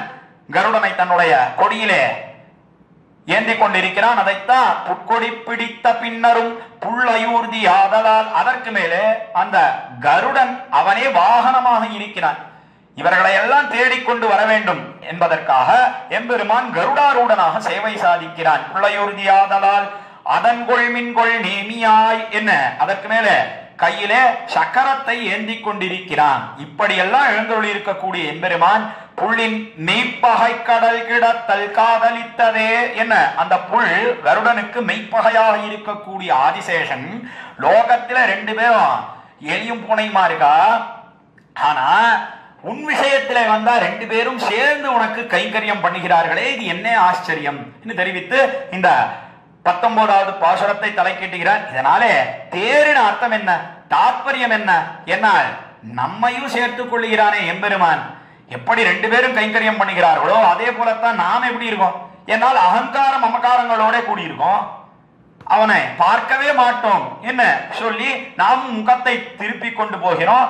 நமக்கு எம்பெருமானிடத்திலே அத்வேஷத்தை ஏற்படுத்தி ஆபிமுக்கியத்தை விளைத்து அப்பிரதிஷேதத்தை ஏற்படுத்தி பரபக்தி பரஞான பரமபக்தி பரியந்தமாக வளர்த்து அவனுடைய நித்திய விபூதின்னு சொல்லக்கூடிய பரமபதத்திலே நித்தியசூரிகளோட எம்பெருமானுக்கு பரிச்சரியை பண்ணும்படியாக கைங்கரியம் பண்ணும்படியாக எம்பெருமான் பண்ணினானே, அந்த சாமர்த்தியத்தை தான் சூக்ஷ்மமாக காட்டுகிறார் இந்த 19வது பாசுரத்திலே திருமழிசை பிரான் என்ன தெரிவித்து, அதற்கு மேலே 20வது பாசுரத்திலே என்ன தெரிவிக்கிறார் திருமழிசை ஆழ்வார்? என்னால் குஷமொன்னுமின் நிமாசுனம் படுத்து வேல நீர் பாசன் இன்ன தேவர் வந்து பாடமுன் கிடந்ததும் பாசனின்ன நீரில் வாழும் ஆமையான கேசவா ஏசவண்ணி நீ கிடந்தவாறு கூறு தேரவே என்பது 20வது பாசுரம் இந்த திருச்சந்த விருத்தத்திலே. மறுபடியும் அந்த கூர்மாவதார விருத்தாந்தத்தை விடத்திலே தெரிவித்து என்ன சொல்றாருன்னா, கீழேயே அந்த ஆமையாக திருவதாரம் பண்ணினானே அந்த விருத்தாந்தத்தை கீழே ஒரு பாசுரத்திலே நாம் இப்பொழுது அனுபவித்து தலை கட்டினோம். இப்பொழுது இந்த பாசுரத்திலே என்ன தெரிவிக்கிறார்? என்னால் கூஷம் ஒண்ணு மின்னி மாசுனம் படுத்து வேல நீர் பேச நின்ன தேவர் வந்து பாடமுன் கிடந்ததும். என்ன கூஷம் ஒண்ணு மின்னி, கூச்சமே இல்லாமல், அதாவது இந்த லோகத்திலே எத்தனை அசுரர்கள் எத்தனை அரக்கர்கள் இருக்கிறார்கள், அவர்களால என்ன ஆபத்து ஏற்படுமோ தெரியாது, ஆனாலும் கூட எந்த பயமும் இல்லாமல் எம்பெருமான் என்ன பண்ணினான்? என்னால் இந்த லீலா விபூதியிலே திருப்பார்கடலிலே க்ஷீராப்தி சாயியாக வந்து சேர்ந்தான். அதைத்தான் தெரிவிக்கிறார். கூஷம் ஒண்ணும் இன்னி, கூஷம் ஒண்ணும் இல்லாமல் மாசுனம் படுத்து வேல நீர். மாசுனம் படுத்து சொன்னால் திருவனந்தாழ்வானாகிற படுக்கையிலே தானும் சயனித்துக் கொண்டிருக்கிறான். படுத்து வேல நீர் பேச நின்ன தேவர் வந்து, வேல நீர் பேச நின்னா சொன்னால் ரெண்டு அர்த்தம் காட்டினார் பெரிய வாச்சான் பிள்ளை. அந்த சமுத்திரம் இருக்கே, அந்த கடல் இருக்கே, அதுவே நன்னாக சப்தத்தை முழங்குகிறது, கோஷத்தை ஏற்படுத்துகிறது என்ன ஒரு அர்த்தம் காட்டினார். அல்லது இந்த பிரம்மாதி தேவதைகள் அவர்கள் என்ன பண்ணுகிறார்கள் என்னால் அவர்கள் நன்னாக நிலை நிற்கிறார்கள். எதிலே நிலை நிற்கிறார்கள் என்னால் தங்களுக்கு கீழானவர்களை ரட்சிக்க வேண்டும் என்ன நிலை நிற்கிறார்கள் பிரம்மாதிகள். அதைத்தான் பேச நின்ன தேவர் வந்து பாலமுன் கிடந்ததும், அவர்கள் எல்லாம் எங்க வந்தா தங்களுக்கு ஒரு ஆபத்து ஏற்பட்டதுன்னு சொன்னா நேராக புறப்பட்டு க்ஷீராப்திக்கு வந்து சேருகிறார்கள்.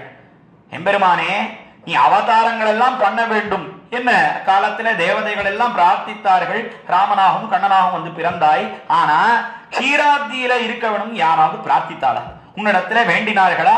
யாரும் கேட்காத காலத்திலே இப்படி நீ அவ்விடத்திலே வந்து எழுந்தருள் இருக்கிறாயே, அதுவும் கூச்சமே இல்லாமல் இருக்கிறாயே. எந்த ஆபத்து யாராலே வருமோ என்று பயமாக இருக்கிறது. அதெல்லாம் எதுவும் இல்லாமல் இப்படி நீ எழுந்தருள் இருக்கிறாயே. அவ்விடத்திலே கடலானது முழங்குகிறது. அந்த கடல் சப்திப்பதோடு வாசிகிற அதற்கு மேலே வந்து பாடமுன் கிடந்ததும் இந்த பிரம்மாதிகள் அவர்கள் எல்லாம் ஸ்தோத்திரம் பண்ணுகிறார்கள். இதுக்காக அவா ஸ்தோத்திரம் பண்றா, ஏன்னா ஏதோ ஒண்ணு பெற்று போக வேணும், தங்களுடைய ஆபத்தை தீர்க்க வேண்டும் என்பதற்காக அவர்கள் ஸ்தோத்திரம் பண்ணுகிறார்கள். அதற்கு மேலே ஸ்வேதத்வீப வாசிகளாக இருக்கக்கூடியவர்கள் அவர்கள் ஸ்வயம் பிரயோஜனமாக எம்பெருமானை ஸ்தோத்திரம் பண்ணுகிறார்கள். இந்த முழக்கத்துக்கெல்லாம் வித்தியாசமே இல்லாமல் நீ முன் கிடந்ததும் அவ்விடத்திலே எழுந்தருளி இருக்கிறாய். பாசனின்ன நீரில் வாழும் ஆமையான கேசவா என்று பாசனின்ன நீர் என்ன சொன்னால், பாசன் என்று சொன்னால் அந்த வருணன் இந்த பாசத்தை ஆயுதமாக கொண்டிருக்கிறான். இந்த வருணன் இருக்கக்கூடிய கடல், அந்த கடலை கீழே அனுபவித்தோமே, அந்த மந்தர பர்வதம் கடலிலே அமிழாதபடியாக தன்னுடைய தலையிலே தாங்கினான் எம்பெருமான். கூர்மாவதாரத்தை பண்ணினான். பாசனின்ன நீரில் வாழும் ஆமையான கேசவா என்ன இந்த ஆமையாக அவதரித்த காலத்திலேயும் கூட அவன்தான் அறப்பெரியவன், அவன்தான் கேசவன். கேசவன் கேசவன் என்று சொன்னால் பிரம்மாவுக்கோ உட்பாதகனாக இருக்கிறான், ஈஸ்வரன் சொல்லக்கூடிய ருத்ரனுக்கும் உட்பாதகனாக இருக்கிறான் என்பதை காட்டுகிறது. அவனுடைய மேன்மையை பறைசாத்துகிறது. கேசவா ஏசவன் நீ கிடந்தவாறு கூறு தேரவே. ஆனா இந்த அவதாரத்தை பண்ணினாயே நீ, உன்னுடைய அடியார்களை பார்த்து உனக்கு வேண்டாதவர்கள், உன்னிடத்திலே அன்பில்லாதவர்கள் அவர்கள் எல்லாம் என்ன ஏசுகிறார்கள் என்னால் எம்பெருமான் என்ன பண்ணினான் பெருசா? ஆமையானா வந்து பிறந்தான்னா, ஒரு கூர்மமாக வந்து பிறந்தானே என்ன அவர்கள் எல்லாம் ஏசும்படியாக நீ வந்து திருவதாரம் பண்ணினாயே எம்பெருமானே. ஏசவன் நீ கிடந்தவாறு கூறு தேரவே என்ன உன்னுடைய மேன்மை, அதே போல நீர்மை. அதாவது மற்ற பேர்லாம் எப்படி பார்க்கிறா என்னால் கீழே ரெண்டு விஷயங்கள் காட்டினார் இந்த பாசுரத்துல திருமழிசை ஆழ்வார். முதல்ல ரெண்டு வரிகளாலே எம்பெருமான் க்ஷீராப்தியில திருப்பார்கடல சயனிச்சுட்டு இருக்கான். அங்க பிரம்மாதிகள் வந்து ஸ்தோத்திரம் பண்ணுகிறார்கள் என்ன தெரிவித்தார். அது அவனுடைய மேன்மையை பறைசாத்துகிறது. அவன் அறப்பெரியவன் என்பதை காட்டுகிறது. லோகத்திலே இருக்கக்கூடியவர்கள் எல்லாம் நினைக்கிறார்கள். அதே சமயத்துல ஆமையாக வந்து பிறந்தான்னு சொன்னா அது தாழ்ந்தது என்று தெரிவிக்கிறார்கள் மற்ற பேர்கள். ஆனா திருமழிசை ஆழ்வாருக்கு எப்படி தோத்துறது என்னால் அது மாறி தோத்துகிறது. இப்படி நீ ஆமையாக அவதரித்தாயே, அவதரித்த காலத்திலேயும் கூட கேசவன் என்ன மேன்மையோட சேவை சாதித்தாய். அந்த மேன்மை என்ன, அதற்கு மேலே அந்த திருப்பார்கடலிலே சயனித்திருக்கிறாயே அந்த நீர்மை என்ன, இதை எப்படி நாம் பிரித்து அறிவது? அதை நீதான் தெரிவிக்க வேணும். என்னால முடியலப்பா. மேன்மைன்னு சொல்றதா, மேன்மையோட கூடின நீர்மைன்னு சொல்றதா என்ன? ஒவ்வொரு அவதாரத்திலேயும் மேன்மையோட கூடின நீர்மை என்பதுதான் உத்தேசம். மேன்மை இருந்து, அதாவது பரத்துவம் இருந்து சௌலபியம் இல்லைன்னாலும் அது ஒன்றும் பிரயோஜனப்படாது. சௌலபியம் இருந்து பரத்துவம் இல்லைன்னு சொன்னாலும் பிரயோஜனப்படாது. அதனால பரத்துவம்னு சொன்னா மேன்மை என்ன, சௌலபியம்னு சொன்னா நீர்மை என்ன, ரெண்டும் கலசித்தான் இருக்க வேணும் என்று தெரிவித்து தலை கட்டுகிறார் இந்த 20வது பாசுரத்தை. ஆக இந்த திவ்ய பிரபந்த தாரா என்கிற தொடரின் கீழே இன்றைய தினம் திருச்சந்த விருத்தம் என்று சொல்லக்கூடிய திவ்ய பிரபந்தம், அதுல 11வது பாசுரம் தொடங்கி 20வது பாசுரம் ஈராக அனுபவிக்க பெற்றோம். நாம் இவ்விடத்திலே அதை தெரிவிக்க வேண்டும் என்ன ஸ்ரீமத் வேதமார்க்க பிரதிஷ்டாபனாச்சாரிய உபயவேதாந்த பிரவர்த்தகாச்சாரியராய் பரவம்ச பரிப்ராஜகாச்சாரியராய் எழுந்தருளியிருக்கும் எத்துகிரி எதிராஜ நாராயண ராமானுஜ ஜீயர் சுவாமி அவர் நியமித்தார்.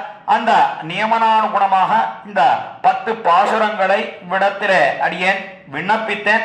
10 பாசுரங்களிலே தெரிவிக்கப்பட்ட சுருக்கமான அர்த்தம் என்ன என்னால் கீழே 11வது பாசுரம் சொல்லினால் தொடர்ச்சினின்னு தொடங்கக்கூடிய பாசுரத்திலே நாம் எதை அனுபவித்தோம் என்னால் எம்பெருமான் அவனே ஜகத்காரண பூதன் தியானிக்க தகுந்தவன் கீழே 10ஆம் பாசுரத்திலே சொன்னார்.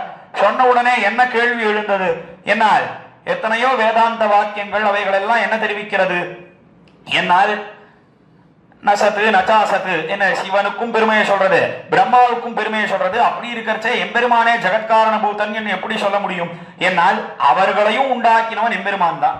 அதற்கு மேலே அவர்களாலே எம்பெருமானுடைய ஏதாவது ஒரு பெருமையும் கூட சுருங்க சொல்ல முடியாது என்ன 11வது பாசுரத்திலே சொல்லினால் தொடர்ச்சினி என்கிற பாசுரத்திலே தெரிவித்து, அதற்கு மேலே 12ஆம் பாசுரத்திலே உலகு தன்ன நீ படைத்தி என்ன எம்பெருமான் அவன் எப்படி ரட்சிக்கிறான், கீழே ஜகத்காரண பூதனாக இருந்து ரட்சிக்கிறான்னு 11வது பாசுரத்திலே சொன்னார். அவனே அவதாரங்களை பண்ணி எல்லாரையும் ரட்சிக்கிறான் என்ன 12வது பாசுரத்திலே தெரிவித்து, அதற்கு மேலே 13வது பாசுரத்திலே அந்த அவதார ரகசியம் அதை எல்லாராலும் அறிய முடியுமா என்னால் யாராலும் அறிய முடியாது.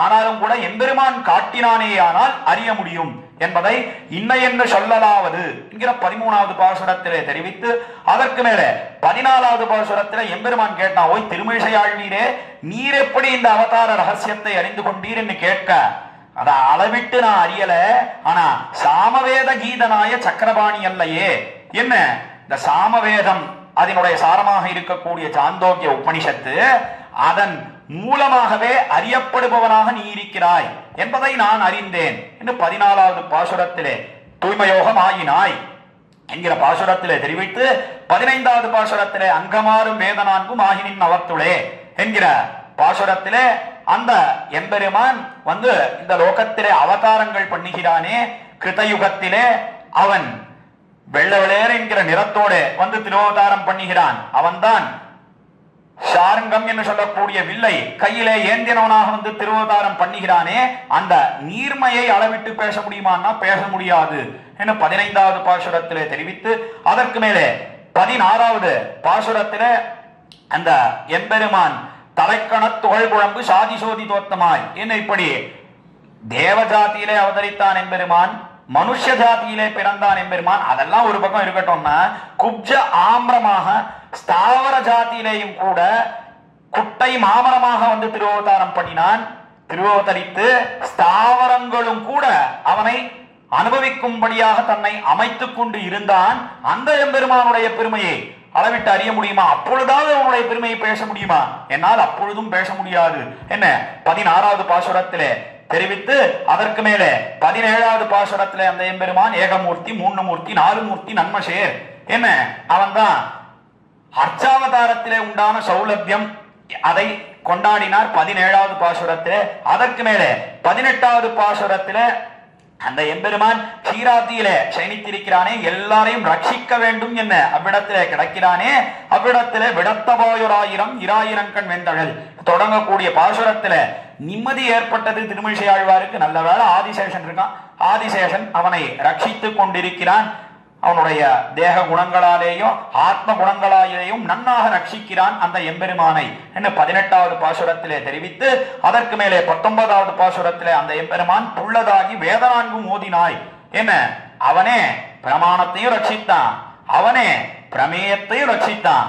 அதற்கு மேலே அந்த எம்பெருமானுக்கு 2 பேரும் சேர்ந்து கைங்கரியம் பண்ணுகிறார்கள். அதாவது இயற்கையிலேயே விரோதம் பாராட்டக்கூடிய கருடன் என்ன ஆதிசேஷன் என்ன 2 பேரும் சேர்ந்து கைங்கரியம் பண்ணுகிறார்கள். அப்பேற்பட்ட சாமர்த்தியத்தோட கூடியவன் எம்பெருமான்.